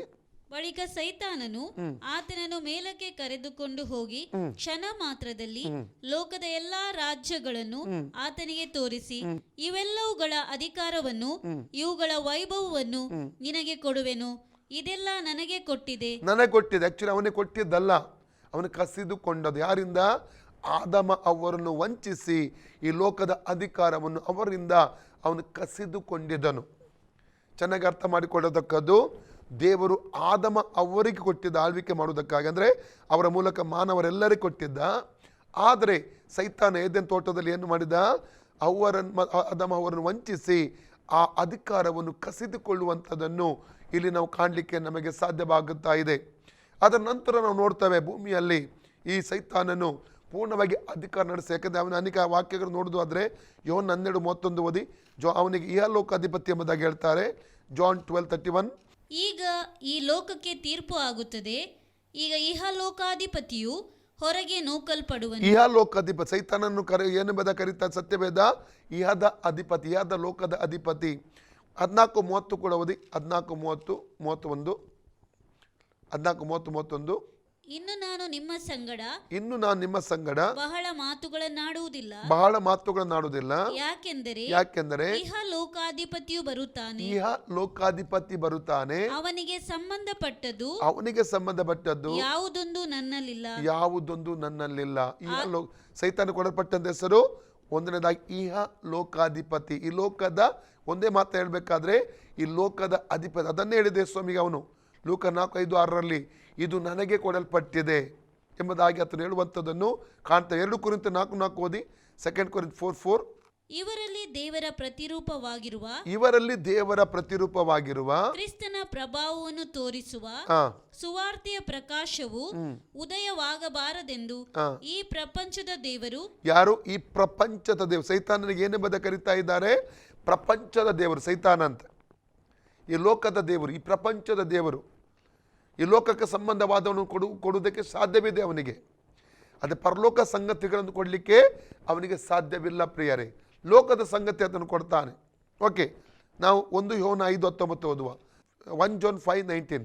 ನಾವು ದೇವರಿಂದ ಹುಟ್ಟಿದವರೆಂದು ನಾವು ದೇವರಿಂದ ಹುಟ್ಟಿದವರೆಂದು ಲೋಕವೆಲ್ಲವೂ ಹಾ. ಕೆಡುಕನ ವಶದಲ್ಲಿ ಬಿದ್ದಿದೆ ಎಂದು ಲೋಕವೆಲ್ಲವೂ ಕೆಡುಕನ ವಶದಲ್ಲಿ ಬಿದ್ದಿದೆ ಎಂದು ನಮಗೆ ಗೊತ್ತದೆ. ನಮಗೆ ಗೊತ್ತಿದೆ. ಅಂದ್ರೆ ಈ ಲೋಕವೆಲ್ಲ ಕೆಡುಕನ ವಶದಲ್ಲಿದೆ, ಸೈತಾನನ ವಶದಲ್ಲಿ ಇರುವಂಥದ್ದನ್ನು ಇಲ್ಲಿ ನಾವು ಕಾಣ್ತಾ ಇದ್ದೇವೆ. ಆದ ಕಾರಣ ದೇವರಿಗೆ ಸ್ತೋತ್ರವಾಗಲಿ. 2000 ವರ್ಷಗಳ ಹಿಂದೆ ಯೇಸು ಸ್ವಾಮಿ ಲೋಕಕ್ಕೆ ಬಂದನು, ಅನೇಕ ದೆವ್ವಗಳನ್ನು ಬಿಡಿಸಿದ, ರೋಗಿಗಳನ್ನು ವಾಸಿ ಮಾಡಿದ, ದುರಾತ್ಮ ಪೀಡಿತರನ್ನು ಆತನು ಬಿಡುಗಡೆ ಮಾಡಿದ, ಪಾಪಿಗಳು ಮಾನಸಾಂತರ ಪಟ್ಟರು, ದೇವರ ಮೇಲೆ ನಂಬಿಕೆ ಇಟ್ಟರು, ಯೇಸು ಸ್ವಾಮಿ ರಕ್ಷಕನ ಒಡೆಯನಾಗಿ ಅಂಗೀಕಾರ ಮಾಡಿದರು. ನೋಡ್ತೇವೆ. ಒಂದೇ ಮಾತ್ರ ಹೇಳಬೇಕಾದ್ರೆ ದೇವರ ರಾಜ್ಯವನ್ನು ಈ ಭೂಮಿಯ ಮೇಲೆ ಕರ್ತನ ಯೇಸು ಸ್ವಾಮಿ ಸ್ಥಾಪಿಸುವಂಥದ್ದು ನೋಡ್ತೇವೆ. ಒಂದು ವಾಕ್ಯ ಓದಿಕೊಳ್ಳೋಣ. ಮತ್ತಾಯನ ಸುವಾರ್ತೆ 12ನೇ ಅಧ್ಯಾಯ 22ನೇ ವಾಕ್ಯದಿಂದ 29 ವಾಕ್ಯದವರೆಗೆ ಓದಿಕೊಳ್ಳುವ. ದೆವ್ವ ಹಿಡಿದ ಕುರುಡನು, ದೆವ್ವ ಹಿಡಿದಂತ ಕುರುಡನು, ಮೂಕನು ಆಗಿರುವ ಒಬ್ಬನನ್ನು ಆತನ ಬಳಿಗೆ ಕರೆತಂದರು. ಆತನ ಬಳಿಗೆ ಕರೆತಂದರು. ಆತನು ಅವನನ್ನು ಸ್ವಸ್ಥ ಮಾಡಲು ಆತನು ಅವರನ್ನು ಸ್ವಸ್ಥ ಮಾಡಲು ಆ ಮೂಕನಿಗೆ ಬಾಯಿ ಕಣ್ಣು ಎರಡೂ ಬಂದವು. ಬಾಯಿ ಕಣ್ಣು ಎರಡೂ ಬಂದವು. ಅದಕ್ಕೆ ಜನರೆಲ್ಲರೂ ಬೆರಗಾಗಿ ಈತನು ದಾವಿದ ಕುಮಾರನೇನು ಇವತ್ತನ್ನು ದಾವಿದ ಕುಮಾರನೇನು ಎಂದು ಮಾತಾಡುತ್ತಿದ್ದರು. ಆದರೆ ಫರಿಸಾಯರು ಅದನ್ನು ಕೇಳಿ ಇವನು ದೆವ್ವಗಳ ಒಡೆಯನಾದ ಬೆಲ್ಜೆಬೂಲನ ಸಹಾಯದಿಂದ ದೆವ್ವಗಳನ್ನು ಬಿಡಿಸುತ್ತಾನೆ ಹೊರತು ಬೇರೆ ರೀತಿಯಿಂದ ಬಿಡಿಸುವುದಿಲ್ಲ ಎಂದನು. ಆತನು ಅವರ ಆಲೋಚನೆಗಳನ್ನು ತಿಳುಕೊಂಡು ಅವರಿಗೆ ಹೇಳಿದ್ದೇನೆಂದರೆ ಯಾವ ರಾಜ್ಯವಾದರೂ ತನ್ನಲ್ಲಿ ಭೇದ ಹುಟ್ಟಿದರೆ ಹಾಳಾಗುವುದು. ತನ್ನಲ್ಲಿ ಭೇದ ಹುಟ್ಟಿದ ಯಾವ ಪಟ್ಟಣವಾದರೂ ಮನೆಯಾದರೂ ನಿಲ್ಲದು. ಅದರಂತೆ ಸೈತಾನನನ್ನು ಹೊರಡಿಸಿದರೆ ತನ್ನಲ್ಲಿ ಭೇದ ಹುಟ್ಟಿಸಿಕೊಂಡ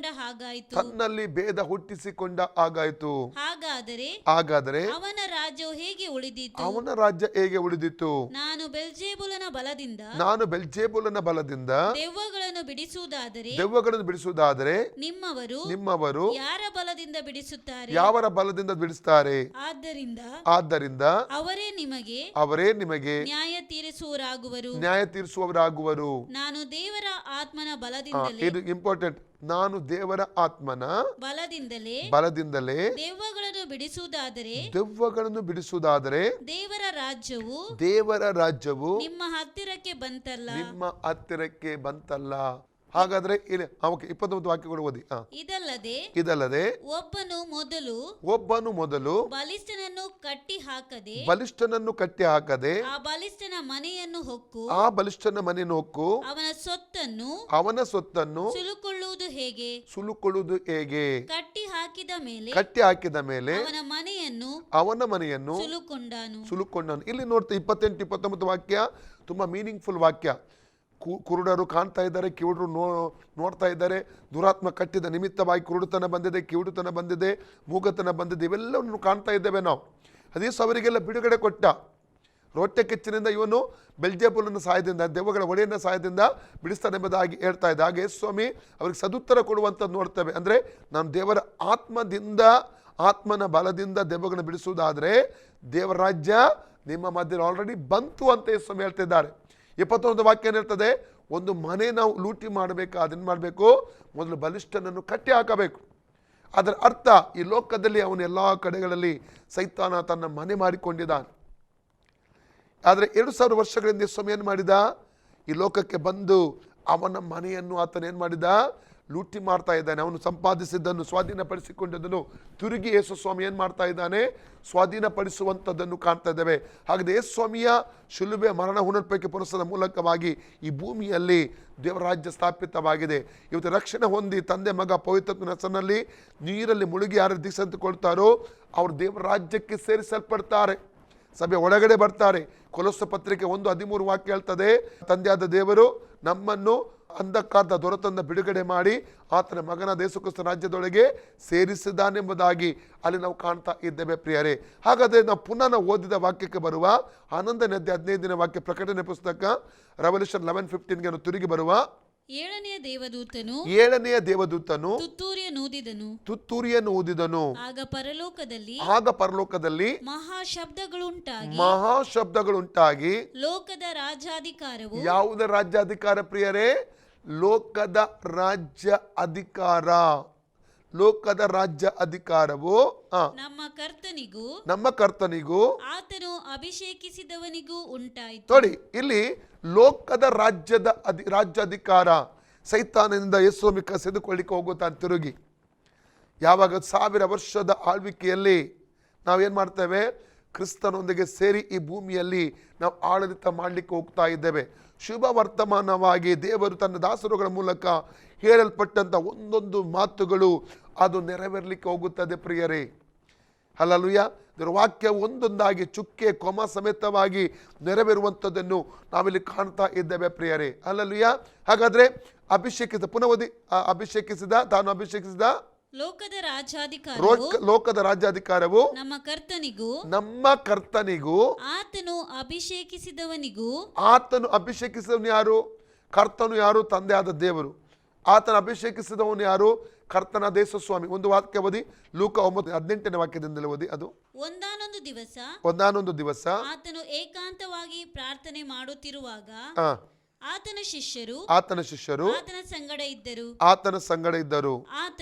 ಆತನು ನನ್ನನ್ನು ಸಾಮಾನ್ಯ ಜನರು ಯಾರು ಅನ್ನುತ್ತಾರೆ ಎಂದು ಅವರನ್ನು ಕೇಳಿದಕ್ಕೆ ಅವರು ನಿನ್ನನ್ನು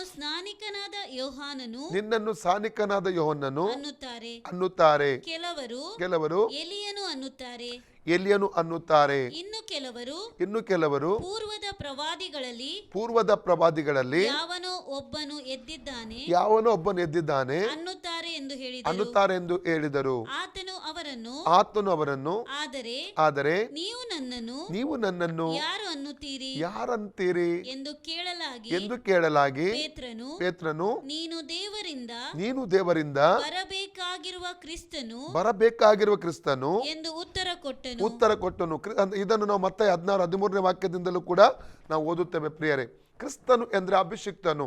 ಕ್ರಿಸ್ತನೆಂಬ ಪದದ ಅರ್ಥ ಏನು? ಅಭಿಷಿಕ್ತ. ಯೇಸು ಅಂದರೆ ರಕ್ಷಕನೆಂಬುದಾಗಿ. ಯೇಸು ಅಂದರೆ ರಕ್ಷಕನು, ಕ್ರಿಸ್ತನು ಅಂದರೆ ಅಭಿಷಿಕ್ತನೆಂಬುದಾಗಿ ಅರ್ಥ ಬರ್ತದೆ.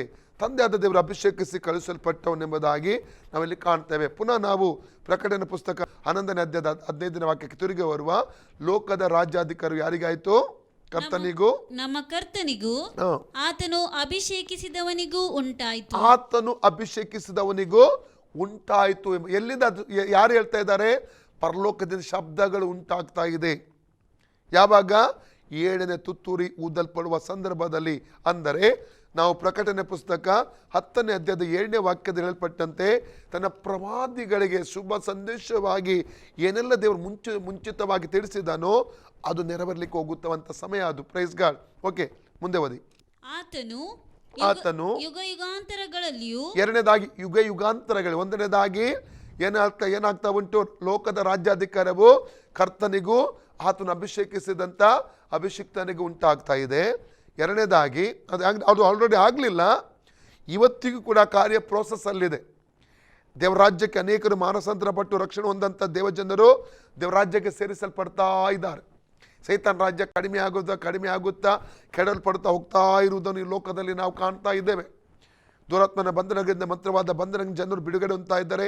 ಧೂಮಪಾನ, ಮದ್ಯಪಾನ, ಮಾದಕ ದ್ರವ್ಯ ವ್ಯಸನದಿಂದಲೂ, ವ್ಯಭಿಚಾರ ಪಾಪಗಳಿಂದಲೂ, ವಿಗ್ರಹಾರ್ಧನ ಪಾಪಗಳಿಂದಲೂ ಜನರು ಸತ್ಯವನ್ನು ಅರಿತುಕೊಂಡು ಬಿಡುಗಡೆಗೊಂಡು ಇವು ದೇವರ ರಾಜ್ಯಕ್ಕೆ ಸೇರಿಸಲ್ಪಡ್ತಾ ಇದ್ದಾರೆ. ಅದಕ್ಕಾಗಿ ದೇವರಿಗೆ ಸ್ತೋತ್ರ. ಇದು ಪ್ರೊಸೆಸ್ ಅಲ್ಲಿ ಇರುವಂಥ ಒಂದು ಕಾರ್ಯ. ಆ್ಯಕ್ಚುಲಿ ಅದು ಆವಾಗಲೇ ಅದು ನಡೆಯಲಿಲ್ಲ, ಅದು ನಡೀಲಿಕ್ಕೆ ಹೋಗುವಂಥ ಒಂದು ಕಾರ್ಯವಾಗಿದೆ. ಓಕೆ, ಮುಂದೆ ಓದಿ. ಎರಡನೇದಾಗಿ ಏನಾಯ್ತು ನೋಡುವ. ಆತನು ಯುಗ ಯುಗಾಂತರಗಳಲ್ಲಿಯೂ ರಾಜ್ಯವನ್ನು ಆಳುವನೆಂಬುದಾಗಿ ಹೇಳಿದರು. ನೋಡಿ, ನಮ್ಮ ದೇವರು ಕೇವಲ 1000 ವರ್ಷ ಮಾತ್ರ ಆಳುವಂಥದ್ದಲ್ಲ. ನಮ್ಮ ದೇವರು ಯುಗಾಂತರಕ್ಕೂ ಆಳುವ ದೇವರಾಗಿದ್ದಾನೆ. ದಾನಿಯೇಲನ ಪುಸ್ತಕಕ್ಕೆ ಬರುವುದಾದರೆ ಅನೇಕ ಕಡೆಗಳಲ್ಲಿ ಓದ್ತೇವೆ ನಾವು. ಆ ದಾನಿಯೇಲನ ಪುಸ್ತಕ 2:44ನೇ ವಾಕ್ಯ ಓದಿ. Daniel chapter 2:44. ಆ ರಾಜ್ಯರ ಕಾಲದಲ್ಲಿ ಆ ರಾಜ್ಯರ ಕಾಲದಲ್ಲಿ ಪರಲೋಕ ದೇವರು ಒಂದು ರಾಜ್ಯವನ್ನು ಸ್ಥಾಪಿಸುವನು, ಒಂದು ರಾಜ್ಯ ಸ್ಥಾಪಿಸುತ್ತಾನೆ. ಅದು ಎಂದಿಗೂ ಅಳಿಯದು, ಅದು ಎಂದಿಗೂ ಅಳಿಯದು. ಅದರ ಪ್ರಾಬಲ್ಯವು ಬೇರೆ ಜನಾಂಗಕ್ಕೆ ಕದಲಿ ಹೋಗದು, ಬೇರೆ ಜನಾಂಗಕ್ಕೆ ಕದಲಿ ಹೋಗದು. ಆ ರಾಜ್ಯಗಳನ್ನೆಲ್ಲ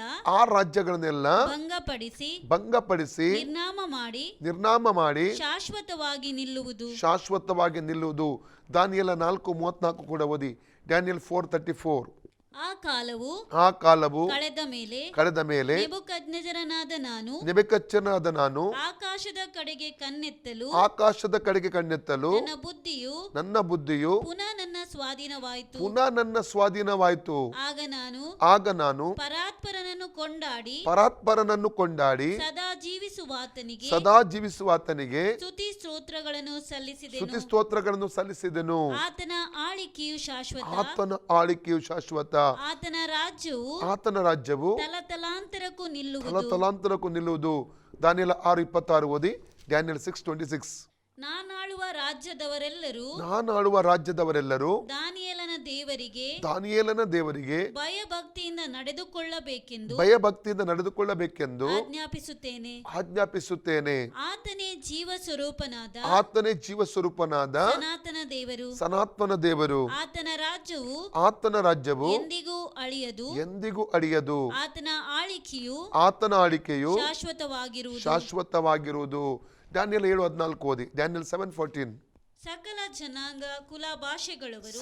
ಜನಾಂಗ ಕುಲ ಭಾಷೆಗಳವರು ಅವನನ್ನು ಸೇವಿಸಲೆಂದು ಅವನಿಗೆ ದೊರೆತನವು ಘನತೆಯು ರಾಜ್ಯವು ಕೊಡೋಣವಾದವು. ಅವನ ಆಳಿಕೆಯು ಅಂತ್ಯವಿಲ್ಲದು, ಶಾಶ್ವತವಾದದ್ದು. ಅವನ ರಾಜ್ಯವು ಎಂದಿಗೂ ಅಳಿಯದು. ಯಾರು ಅವನು? ಕರ್ತನ ದೇವಸ್ವಾಮಿ ಮನುಷ್ಯಕುಮಾರನು. ಡ್ಯಾನಿಯಲ್ 7:18 ವಾಕ್ಯ ಓದಿ. ಡ್ಯಾನಿಯಲ್ 7:18. ಆದರೆ ರಾಜ್ಯವು ಪರಾತ್ಪರನ ಭಕ್ತರಿಗೆ ಲಭಿಸುವುದು. ಅವರೇ ಅದನ್ನು ತಲತಲಾಂತರಕ್ಕೂ ಶಾಶ್ವತವಾಗಿ ಅನುಭವಿಸುವರು ಎಂದು ಆ ವಿಷಯಗಳ ತಾತ್ಪರ್ಯವನ್ನು ವಿವರಿಸಿ ತಿಳಿಸಿದನು. ಇನ್ನೊಂದು ವಾಕ್ಯ ಓದಿ. ಡ್ಯಾನಿಯಲ್ 7ನೇ ಅಧ್ಯಾಯ 27ನೇ ವಾಕ್ಯ. ಆಗ ಅವನ ರಾಜ್ಯ ಪ್ರಭುತ್ವಗಳು ಸಮಸ್ತ ಭೂಮಂಡಲದಲ್ಲಿನ ರಾಜ್ಯಗಳ ಮಹಿಮೆಯು ಪರಾತ್ಪರನ ಭಕ್ತ ಜನರಿಗೆ ಕೊಡೋಣವಾಗುವವು. ಆತನ ರಾಜ್ಯವು ಶಾಶ್ವತ ರಾಜ್ಯ.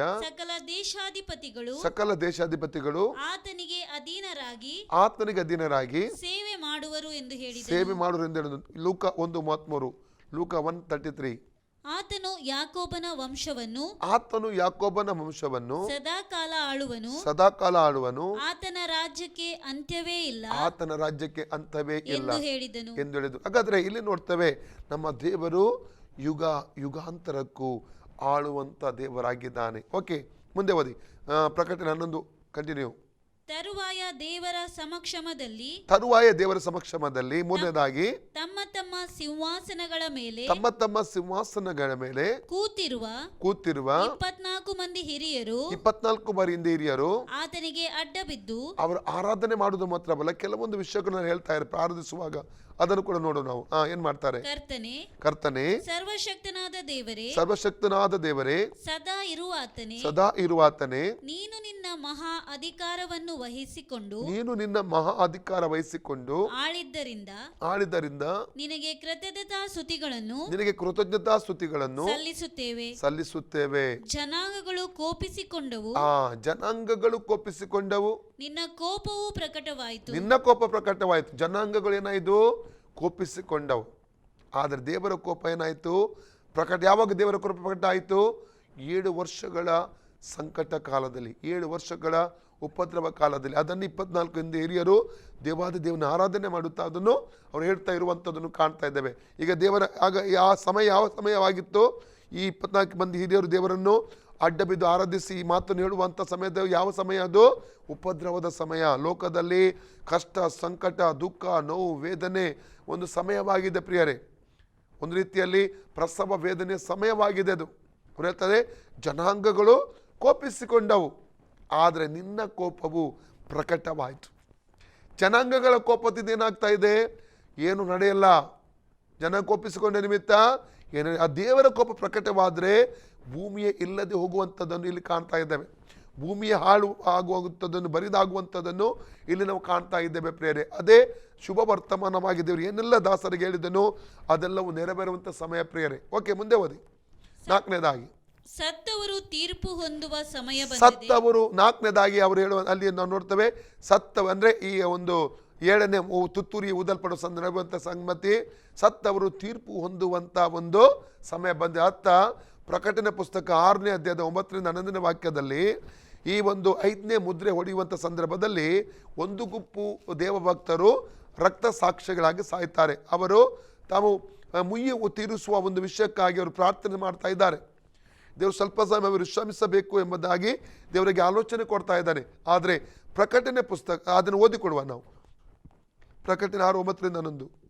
ಆತನು 5ನೇ ಮುದ್ರೆಯನ್ನು ಒಡೆದಾಗ ದೇವರ ವಾಕ್ಯದ ನಿಮಿತ್ತವಾಗಿಯೂ ತಾನು ಹೇಳಿದ ಸಾಕ್ಷ್ಯ ನಿಮಿತ್ತವಾಗಿಯೂ ಹತವಾದವರ ಆತ್ಮಗಳು ಯಜ್ಞವೇದಿಯ ಕೆಳಗಿರುವುದನ್ನು ಕಂಡೆನು. ಅವರು, ಒಡೆಯನೇ, ಪರಿಶುದ್ಧನೂ ಸತ್ಯವಂತನೂ ಆಗಿರುವಾತನೇ, ಭೂನಿವಾಸಿಗಳು ನಮ್ಮನ್ನು ಕೊಂದದ್ದಕ್ಕಾಗಿ ನೀನು ಎಷ್ಟು ಕಾಲದವರೆಗೂ ನ್ಯಾಯ ವಿಚಾರಿಸಿದೆಯೂ ಪ್ರತಿದಂಡನೆ ಮಾಡದೆಯೂ ಇರುವಿ ಎಂದು ಮಹಾಶಬ್ದದಿಂದ ಕೂಗಿದರು. ಅವರಲ್ಲಿ ಒಬ್ಬೊಬ್ಬನಿಗೆ ಒಂದೊಂದು ಬಿಳಿ ನಿಲ್ಲುವಂಗಿಯೂ ಕೊಡಲ್ಪಟ್ಟಿತ್ತು. ಇದಲ್ಲದೆ ನಿಮ್ಮ ಹಾಗೆ ಕೊಲೆಯಾಗಬೇಕಾಗಿರುವ ನಿಮ್ಮ ಸಹೋದರರ ಮತ್ತು ನಿಮ್ಮ ಜೊತೆ ದಾಸರ ಸಂಖ್ಯೆಯು ಪೂರ್ಣವಾಗುವ ತನಕ ಇನ್ನು ಸ್ವಲ್ಪ ಕಾಲ ವಿಶ್ರಮಿಸಿಕೊಂಡಿರಬೇಕೆಂದು ಅವರಿಗೆ ಉತ್ತರವಾಯಿತು. Price the lord. ಅಂದರೆ ದೇವರು ಅವರಿಗೆ ಏನು ಮಾಡ್ತಾ ಇದ್ದಾನೆ? ಸ್ವಲ್ಪ ಸಮಯ ವಿಶ್ರಮಿಸಿಕೊಳ್ಳಬೇಕು. ಪ್ರಕಟಣೆ 20ನೇ ಅಧ್ಯಾಯ 4ನೇ ವಾಕ್ಯದಲ್ಲಿ ಅಂದರೆ ಈ ಯಾರು ಸತ್ತಂತಹ ಜನರು ನ್ಯಾಯ ತೀರ್ಪುಗಾಗಿ ಅವರಿಗೆ ತೀರ್ಪು ಮಾಡುವಂಥ ಸಮಯ ಯಾವುದು ಗೊತ್ತುಂಟಾ? ಆ್ಯಕ್ಚುಲಿ ಸತ್ತಂತಹ ಕ್ರೈಸ್ತ ವಿಶ್ವಾಸಿಗಳು ರಾಸ್ತ ಭವನದಲ್ಲಿ ಅವರು ಏನಾಗಿ ರೂಪಾಂತರ ಸೇರಿದ ಎದ್ದಿದ್ದಾರೆ. ಅವರು ಪರಲೋಕಕ್ಕೆ ಹೋಗಿದ್ದಾರೆ, ಈಗ ಪರಲೋಕದಲ್ಲಿದ್ದಾರೆ. ಇಲ್ಲಿ ಯಾವ ಸತ್ತವರ ಕುರಿತಾಗಿ ಅವರು ಮಾತಾಡ್ತಾ ಇದ್ದಾರೆ? ಸಂಕಟ ಕಾಲದಲ್ಲಿ ರಕ್ತ ಸಾಕ್ಷಿಗಳಾಗಿ ಸತ್ತಂಥ ಕ್ರೈಸ್ತ ವಿಶ್ವಾಸಿಗಳ ಕುರಿತಾಗಿ ಇಲ್ಲಿ ಮಾತಾಡ್ತಾ ಇದ್ದಾರೆ.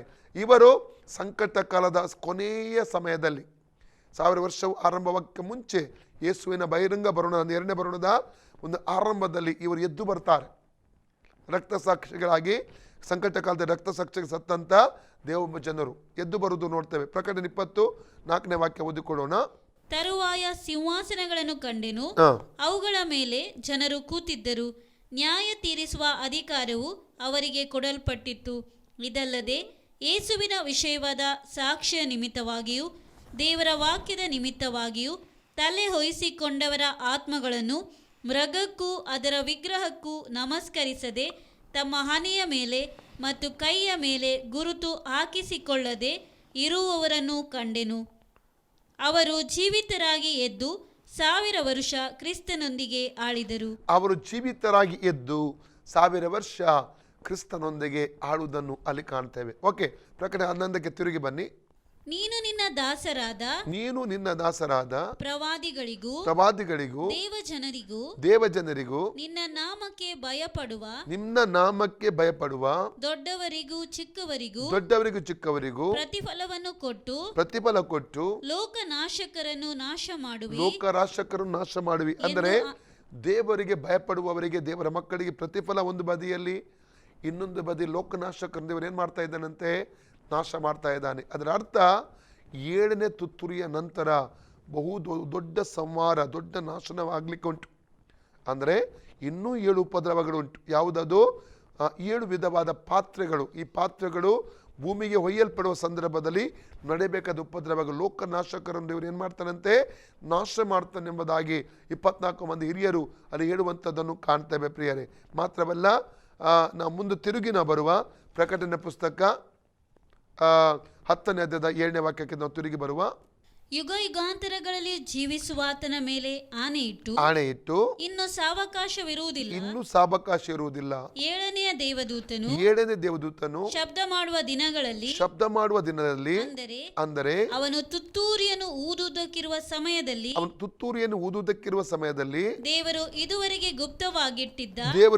ಗುಪ್ತವಾಗಿಟ್ಟಿದ್ದ ಸಂಕಲ್ಪವನ್ನು ತನ್ನ ದಾಸರಾದ ಪ್ರವಾದಿಗಳಿಗೆ ಶುಭ ವರ್ತಮಾನವಾಗಿ ತಿಳಿಸಿದ್ದ ಪ್ರಕಾರ ನೆರವೇರಿಸುವನು ಎಂದು ಹೇಳಿದ. ನೆರವೇರಿಸುವನು. ದೇವರ ವಾಕ್ಯವು ಒಂದು ಚುಕ್ಕೆ ಕೊಮ ಸಮೇತವಾಗಿ ಅದು ನೆರವೇರುವಂತದ್ದಾಗಿದೆ ಪ್ರಿಯರೇ. ಈಗ 4ನೇ ಭಾಗಕ್ಕೆ ನಾವು ಬರುವ. ನಾವು 8ರಿಂದ 11ನೇ ವಚನ, ಪ್ರಕಟಣೆ 10 8ರಿಂದ 11ನೇ ವಾಕ್ಯಕ್ಕೆ ನಾವು ಬರುವ. ಅನಂತರ ಪರಲೋಕದಿಂದ ನನಗೆ ಕೇಳಿಸಿದ್ದಂತ ಶಬ್ದವು ತಿರುಗಿ ನನ್ನೊಂದಿಗೆ ಮಾತಾಡಿ ನೀನು ಹೋಗಿ ಸಮುದ್ರದ ಮೇಲೆಯೂ ಭೂಮಿಯ ಮೇಲೆಯೂ ನಿಂತುಕೊಂಡಿರುವ ದೂತನ ಕೈಯಲ್ಲಿರುವ ಆ ಬಿಚ್ಚಿದ ಸುರುಳಿಯನ್ನು ತೆಗೆದುಕೋ ಎಂದು ಹೇಳಿತು. ನಾನು ಆ ದೂತನ ಬಳಿಗೆ ಹೋಗಿ ಆ ಚಿಕ್ಕ ಸುರುಳಿಯನ್ನು ನನಗೆ ಕೊಡು ಎಂದು ಕೇಳಲು ಅವನು ನನಗೆ ನೀನು ಅದನ್ನು ತೆಗೆದುಕೊಂಡು ತಿಂದು ಬಿಡು. ನೋಡಿ, ದೂತನ ಕೈಯಲ್ಲಿ ಬಿಚ್ಚಿದಂತ ಒಂದು ಸುರುಳಿ ಇದೆ. ಅದನ್ನು ನಾವು ಎಲ್ಲಿ ನೋಡಿದ್ದೇವೆ? ಪ್ರಕಟಣೆ ಪುಸ್ತಕದಲ್ಲಿ ನಾವು 10ನೇ ಅಧ್ಯಾಯದ 1ರಿಂದ 3ನೇ ವಾಕ್ಯದಲ್ಲಿ ನಾವು ಓದಿದ್ದೇವೆ. ಬಿಚ್ಚಿದ ಸುರುಳಿ ಯಾವಾಗ ಬಿಚ್ಚಲ್ಪಟ್ಟಿತ್ತು? ಅದು ಪ್ರಕಟಣೆ 5ನೇ ಅಧ್ಯಾಯ 1ರಿಂದ 10 ವಾಕ್ಯದಲ್ಲಿ ಅದು ಯೂದ ಕುಲಸಿಂಹ ಯೇಸುಸ್ವಾಮಿಯಿಂದ ಬಿಚ್ಚಲ್ಪಟ್ಟಿತು. ಪ್ರಕಟಣೆ 6:1ರಲ್ಲಿ, ಪ್ರಕಟಣೆ 6:3ರಲ್ಲಿ, ಪ್ರಕಟಣೆ 6:5ರಲ್ಲಿ, ಪ್ರಕಟಣೆ 6:7ರಲ್ಲಿ, ಪ್ರಕಟಣೆ 6:9ರಲ್ಲಿ, ಪ್ರಕಟಣೆ 6:12ರಲ್ಲಿ, ಪ್ರಕಟಣೆ 8:1ರಲ್ಲಿ ನಾವು ನೋಡಿದ್ದೇವೆ. ಅಂದರೆ ಯಾರು ಬಿಚ್ಚಿದ್ದು ಆ ಸುರುಳಿಯನ್ನು, ಮುದ್ರೆ ಯಾರು ಹೊಡೆದದ್ದು? ಕರ್ತನಾದ ಯೇಸುಸ್ವಾಮಿ ಆಗಿದ್ದಾನೆ ಪ್ರಿಯರೇ. ಬಿಚ್ಚಿದ್ದ ಸುರುಳಿ ತನ್ನ ಕೈಯಲ್ಲಿ ಆತ ತಗೊಂಡಿದ್ದಾನೆ. ಈ ಸುರುಳಿಯನ್ನು ಆತನು ಏನು ಮಾಡ್ತಾ ಇದ್ದಾನೆ ಗೊತ್ತುಂಟಾ?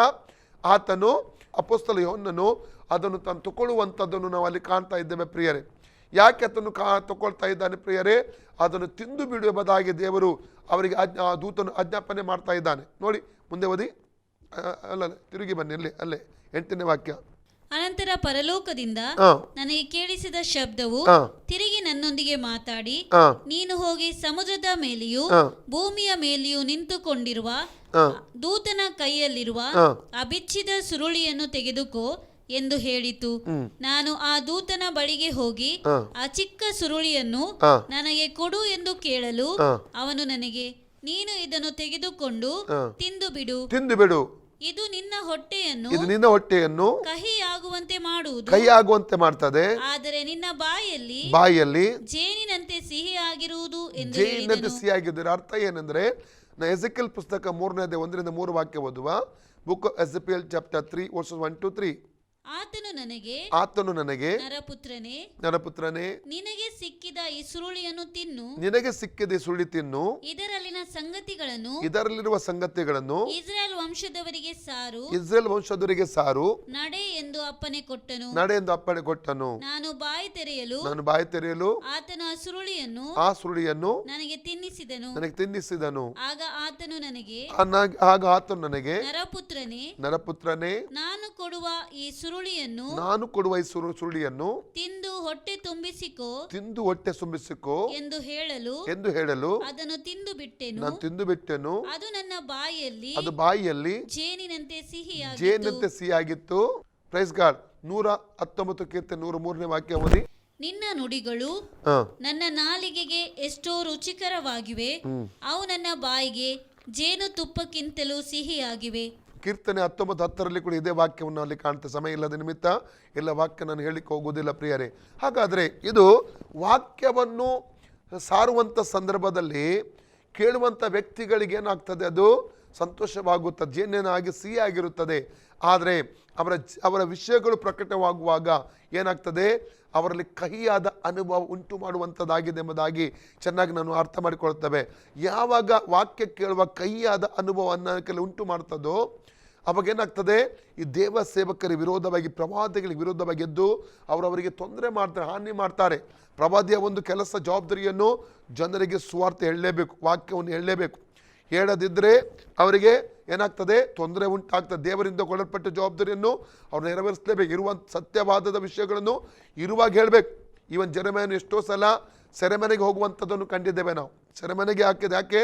ವಾಕ್ಯವನ್ನು ಹೇಳಿದ ನಿಮಿತ್ತವಾಗಿ ಎಷ್ಟೋ ಹಿಂಸೆಯನ್ನು, ನೋವನ್ನು ಯೆರೆಮೀಯನ ಪ್ರವಾದಿ ಕೂಡ, ಯೆರೆಮೀಯ ಮಾತ್ರವಲ್ಲ ಅನೇಕ ಪ್ರವಾದಿಗಳು ಕೂಡ ವಾಕ್ಯ ಹೇಳಿದ ನಿಮಿತ್ತವಾಗಿ ಅವರೇನಾಗಿದ್ದಾರೆ, ಹಿಂಸೆಗೆ ಒಳಪಟ್ಟಿರುವಂಥದ್ದನ್ನು ಸತ್ಯವೇದದಲ್ಲಿ ನಾವು ಕಾಣ್ತೇವೆ. ಅವರದನ್ನು ಹೇಳಲೇಬೇಕಾಗಿತ್ತು. ಕೇಳುವಂಥ ಜನರಿಗೆ ಕೆಲವು ಸಿಹಿಯಾದ ಅನುಭವ ತಂದರೂ ಕೂಡ ಅದು ಕೈಯನ್ನು ಉಂಟು ಮಾಡುವಂಥದ್ದಾಗಿತ್ತು ಎಂಬುದನ್ನು ನೋಡ್ತೇವೆ ನಾವು. ಎಜೆಕೇಲನ ಪುಸ್ತಕ 2ನೇ ಅಧ್ಯಾಯ 2-10 ವಾಕ್ಯ ಓದಿಕೊಳ್ಳೋಣ. 2:2-10 ವಾಕ್ಯ. ಆತನು ಈ ಮಾತನ್ನು ಹೇಳಿದ ಕೂಡಲೇ ದೇವರ ಆತ್ಮವು ನನ್ನೊಳಗೆ ಸೇರಿ ನಾನು ಎದ್ದು ನಿಂತುಕೊಳ್ಳುವಂತೆ ಮಾಡಿತು. ಆಗ ನನ್ನೊಡನೆ ಮಾತಾಡಿದ ಆತನ ನುಡಿಯನ್ನು ಚೆನ್ನಾಗಿ ಕೇಳಿದನು. ಆತನು ನನಗೆ ಹೀಗೆ ಹೇಳಿದನು, ನರಪುತ್ರನೇ, ನನಗೆ ವಿರುದ್ಧವಾಗಿ ತಿರುಗಿ ಬಿದ್ದು ದ್ರೋಹ ಮಾಡಿದ ಜನಾಂಗದವರಾದ ಇಸ್ರಾಯೇಲರ ಬಳಿಗೆ ನಿನ್ನನ್ನು ಕಳುಹಿಸುವೆನು. ಈ ದಿನದವರೆಗೆ ಅವರ ಪಿತೃಗಳು ನನಗೆ ಅಪರಾಧ ಮಾಡುತ್ತಲೇ ಇದ್ದಾರೆ. ನಾನು ಯಾವ ಸಂತಾನದವರ ಬಳಿಗೆ ನಿನ್ನನ್ನು ಕಳುಹಿಸುತ್ತೇನೋ ಆ ಸಂತಾನದವರು ನಾಚಿಕೆಗೆಟ್ಟವರು, ಹಠಗಾರರು ಆಗಿರುತ್ತಾರೆ. ನೀನು ಅವರಿಗೆ, ಕರ್ತನಾದ ಯೆಹೋವನು ಇಂತೆನ್ನುತ್ತಾನೆ ಎಂದು ನುಡಿ. ಅವರು ದ್ರೋಹಿ ವಂಶದವರು. ಒಂದು ವೇಳೆ ಕೇಳದೆ ಹೋದಾರು, ಕೇಳಿದರೂ ಕೇಳದೆ ಹೋದರೂ ಒಬ್ಬ ಪ್ರವಾದಿಯು ತಮ್ಮ ಮಧ್ಯದಲ್ಲಿ ಕಾಣಿಸಿಕೊಂಡಿದ್ದಾನೆಂದು ತಿಳಿದೇ ಇರುವರು. ನರಪುತ್ರನೇ, ನೀನು ಮುಳ್ಳು ಕಂಪೆಗಳಿಗೆ ಸಿಕ್ಕಿಕೊಂಡು ಚೇಳುಗಳ ನಡುವೆ ವಾಸಿಸುವಂತೆ ಅವರ ಮಧ್ಯದಲ್ಲಿದ್ದರೂ ಅವರಿಗೆ ಭಯಪಡಬೇಡ. ಅವರ ಗದರಿಕೆಗೆ ಹೆದರದಿರು. ಅವರು ದ್ರೋಹಿ ವಂಶದವರು. ಅವರ ಬಿರು ನುಡಿಗೆ ದಿಗಿಲು ಪಡಬೇಡ. ಅವರ ಬಿರು ನೋಟಕ್ಕೆ ಬೆಚ್ಚದಿರು. ಅವರು ಕೇಳಿದರೂ ಕೇಳದೆ ಹೋದರೂ ನೀನು ನಿನ್ನ ಮಾತುಗಳನ್ನು ಅವರಿಗೆ ನುಡಿಯಲೇಬೇಕು. ಅವರು ದ್ರೋಹಿಗಳೇ ಹೌದು. ಇದಲ್ಲದೆ ಆತನು, ನರಪುತ್ರನೇ, ನಾನು ನಿನಗೆ ನುಡಿಯುವ ಮಾತನ್ನು ಕೇಳು. ಅವಿಧೇಯರಾದ ಆ ವಂಶದವರಂತೆ ನೀನು ಅವಿಧೇಯನಾಗಿರಬೇಡ. ನಾನು ಕೊಡುವುದನ್ನು ಬಾಯಿ ತೆರೆದು ತಿಂದು ಬಿಡು ಅಂದನು. ಆಹಾ, ನಾನು ನೋಡಲಾಗಿ ಒಂದು ಕೈ ನನ್ನ ಕಡೆಗೆ ಚಾಚಿತ್ತು. ಇಗೋ, ಅದರಲ್ಲಿ ಗ್ರಂಥದ ಸುರುಳಿಯು ಕಾಣಿಸಿತು. ಆತನು ಆ ಸುರುಳಿಯನ್ನು ನನ್ನೆದುರಿನಲ್ಲಿ ಬಿಚ್ಚಿದನು. ಅದರ 2 ಪಕ್ಕೆಗಳಲ್ಲಿಯೂ ಬರೆದಿತ್ತು. ಅದರಲ್ಲಿ ಬರೆದದ್ದು ಗೋಳು, ಮುಲುಗು, ಮೊರೆ ಇವುಗಳೇ. ಇಲ್ಲಿ ನೋಡ್ತೇವೆ, ಇದನ್ನು ಆತನು ಜನರಿಗೆ ಹೇಳಬೇಕಾಗಿತ್ತು. ಜನರಿಗೆ ಹೇಳುವಾಗ ವಿರೋಧವಾಗಿ ಹೇಳ್ತಾ ಇದ್ರು. ಜನರು ತೊಂದರೆ ಕೊಡ್ತಾ ಹಿಂಸೆ ಮಾಡ್ತಾ ಇದ್ರು. ಯಾಕಂದರೆ ಯೆರೆಮೀಯನ ಪುಸ್ತಕ 1ನೇ ಅಧ್ಯಾಯ 13-19 ವಾಕ್ಯವನ್ನು ಓದುವಾಗಲೂ, ಈಗ ಓದಲಿಕ್ಕೆ ಸಮಯ ಇಲ್ಲ ಪ್ರಿಯರೇ, ಅಲ್ಲಿ ಕೂಡ ಯೆರೆಮೀಯನಿಗೆ ದೇವರು ಹೇಳ್ತಾರೆ, ನೀನು ಹೋಗಿ ನಾನು ಹೇಳುವಂಥದ್ದನ್ನು ಅವರಿಗೆ ಹೇಳಲೇಬೇಕು. ಅವರಿಗೆ ದುರ್ಗಮವಾದ ಪೌಳಿಗೋಡೆಯನ್ನಾಗಿ ನನ್ನ ನಿಲ್ಲಿಸ್ತೇನೆ ಎಂಬುದಾಗಿ ದೇವರು ಅವನು ಪ್ರೋತ್ಸಾಹಪಡಿಸಿ ಎನ್ಕರೇಜ್ ಮಾಡಿ ಅಲ್ಲಿ ದೇವರು ಕಲಿಸುವಂಥದ್ದನ್ನು ಇಲ್ಲಿ ನಾವು ಕಾಣ್ತಾ ಇದ್ದೇವೆ. ಹಾಗಾದರೆ ಅಪೊಸ್ತಲ ಯೋಹನ್ನನಿಗೂ ಕೂಡ ಎಜೆಕೇಲನಿಗೆ ಸಿಕ್ಕಿದ ರೀತಿಯಲ್ಲಿ, ಯೆರೆಮೀಯನಿಗೆ ಸಿಕ್ಕಿದ ರೀತಿಯಲ್ಲಿ ಅದೇ ವಿಧವಾದ ಒಂದು ಜವಾಬ್ದಾರಿ ಇಲ್ಲಿ ದೇವರು ಕೊಡ್ತಾ ಇದ್ದಾನೆ. ಇದು ಯಾವ ಜವಾಬ್ದಾರಿ? ಬಿಚ್ಚಿದಂಥ ಸುರುಳಿಯನ್ನು ಆತನು ತಿಂದು ಏನು ಮಾಡಬೇಕಾಗಿತ್ತು? ಕುಲ, ಭಾಷೆ, ಜಾತಿ, ಜನಾಂಗಗಳಿಗೆ ಆತನು ಅದನ್ನು ಸಾರಬೇಕಾಗಿತ್ತು. ಆ ಒಂದು ಜವಾಬ್ದಾರಿ ಅವನಿಗೆ ಸಿಗುವಂಥ, ಅವನು ಯಾವ ರೀತಿ ಸಾರಿದ? ಅಪೊಸ್ತಲ ಯೋಹನ್ನನು ಆತನು ಸಿಕ್ಕಿದ ದರ್ಶನಗಳನ್ನು ಪುಸ್ತಕ ರೂಪದಲ್ಲಿ ಬರೆದು ಆತನು ಪ್ರಕಟ ಮಾಡಿದ. ಇದರಿಂದ ಇವತ್ತು ಭವಿಷ್ಯತ್ ಕಾಲಕ್ಕೆ ಸಂಬಂಧವಾದ ವಿಷಯಗಳನ್ನು ಏನು ಮಾಡ್ತಾ ಇದ್ದೇವೆ? ಇದರ ಮೂಲಕ ತಿಳ್ಕೊಳ್ಳುವುದಕ್ಕೆ ಪ್ರಕಟಣೆ ಪುಸ್ತಕದ ಮೂಲಕವಾಗಿ ನಮಗೆ ಸಾಧ್ಯವಾಗ್ತಾ ಇದೆ. ಪ್ರಿಯ, ಮುಂದಿನ ವಾಕ್ಯ ಓದುವ. ಪ್ರಕಟಣೆ 10ನೇ ಅಧ್ಯಾಯದಲ್ಲಿ, ಆಗ ನಾನು ಆ ಚಿಕ್ಕ ಸುರುಳಿಯನ್ನು ಆ ದೂತನ ಕೈಯಿಂದ ತೆಗೆದುಕೊಂಡು ತಿಂದು ಬಿಟ್ಟೆನು. ಅದು ನನ್ನ ಬಾಯಲ್ಲಿ ಜೇನಿನಂತೆ ಸಿಹಿಯಾಗಿತ್ತು. ಅದನ್ನು ತಿಂದ ಮೇಲೆ ಅದು ಹೊಟ್ಟೆ ಕಹಿ ಆಯಿತು. ಆಮೇಲೆ ಇನ್ನೂ ನೀನು ಅನೇಕವಾಗಿರುವ ಪ್ರಜೆ, ಜನ, ಭಾಷೆ, ರಾಜ ಇವರ ವಿಷಯದಲ್ಲಿ ಪ್ರವಾದನೆ ಹೇಳಬೇಕೆಂದು ನನಗೆ ತಿಳಿಸಲ್ಪಟ್ಟಿತು. ಹಾಗಾದ್ರೆ ಕಂಡಂತ ದರ್ಶನಗಳನ್ನು ಪ್ರವಾದನ ರೂಪದಲ್ಲಿ, ಈ ಪುಸ್ತಕ ರೂಪದಲ್ಲಿ ಬರೆದು ಇವತ್ತು ಏನು ಮಾಡಿದ್ದಾನೆ? ಅಪೊಸ್ತಲ ನಮಗೆ ಪ್ರಕಟ ಮಾಡಿರುವಂಥದ್ದನ್ನು ಇಲ್ಲಿ ನಾವು ಕಾಣಲಿಕ್ಕೆ ನಮಗೆ ಸಾಧ್ಯವಾಗುತ್ತಾ ಇದೆ. ಹಾಗಾದರೆ ಪ್ರಕಟಣೆ ಪುಸ್ತಕದ 10ನೇ ಅಧ್ಯಾಯ 4 ಭಾಗಗಳು. 1-3 1ನೇ ಭಾಗ, 4ನೇ ವಚನ 2ನೇ ಭಾಗ, 5-7 ವಾಕ್ಯಗಳು 3ನೇ ಭಾಗ, 8-11 ವಾಕ್ಯಗಳು 4ನೇ ಭಾಗ. ಈ 4 ಭಾಗಗಳನ್ನು ಕೂಡ ನಾವು ನಿನ್ನೆ ಮತ್ತು ಇವತ್ತು ಧ್ಯಾನ ಮಾಡಿ ನಾವು ಮುಗಿಸಿದ್ದೇವೆ ಪ್ರಿಯರೇ. ನಾಳೆಯಿಂದ 11ನೇ ಅಧ್ಯಾಯಕ್ಕೆ ನಾವು ಬರ್ತೇವೆ. 11ನೇ ಅಧ್ಯಾಯದಲ್ಲಿ ಏನು ನಡೀತಾ ಇದೆ ಎಂಬುದಾಗಿ ಅದರ ಬಗ್ಗೆ ಸಂಕ್ಷಿಪ್ತವಾಗಿ ನಾವು ಧ್ಯಾನ ಮಾಡೋಣ. ಅದಕ್ಕಿಂತ ಮುಂಚಿತವಾಗಿ ನಾವು ಕಣ್ಣು ಮುಚ್ಚಿ ನಾವು ಪ್ರಾರ್ಥನೆ ಮಾಡೋಣ ಪ್ರಿಯರೇ. ದೇವರ ಕರಗಳಿಗೆ ನಮ್ಮನ್ನು ಒಪ್ಪಿಸಿಕೊಡೋಣ. Thank you Jesus. ಹಲ್ಲೆಲೂಯಾ. ಪ್ರಿಯರೇ, ಯೇಸು ಸ್ವಾಮಿ, ನಾವು ಓದಿದ್ದೇವೆ ಪ್ರಕಟಣೆ 10ನೇ ಅಧ್ಯಾಯದಲ್ಲಿ 6ನೇ ವಾಕ್ಯದಲ್ಲಿ ಇನ್ನೂ ಸಾವಕಾಶ ಇಲ್ಲ ಎಂಬುದಾಗಿ. ಹೌದು ಪ್ರಿಯರೇ, ದೇವರ ವಾಕ್ಯವು ನೆರವೇರುವಂಥ ಸಮಯದಲ್ಲಿ ನಾವು ಜೀವಿಸ್ತಾ ಇದ್ದೇವೆ. ಯಾವಾಗ ಬೇಕಾದರೂ ಯೇಸು ಸ್ವಾಮಿಯ ರಹಸ್ಯವನ್ನು ಇರಬಹುದೆಂಬುದಾಗಿ ಚೆನ್ನಾಗಿ ನಾವು ಅರ್ಥ ಮಾಡಿಕೊಳ್ಳತಕ್ಕದ್ದು ಪ್ರಿಯರೇ.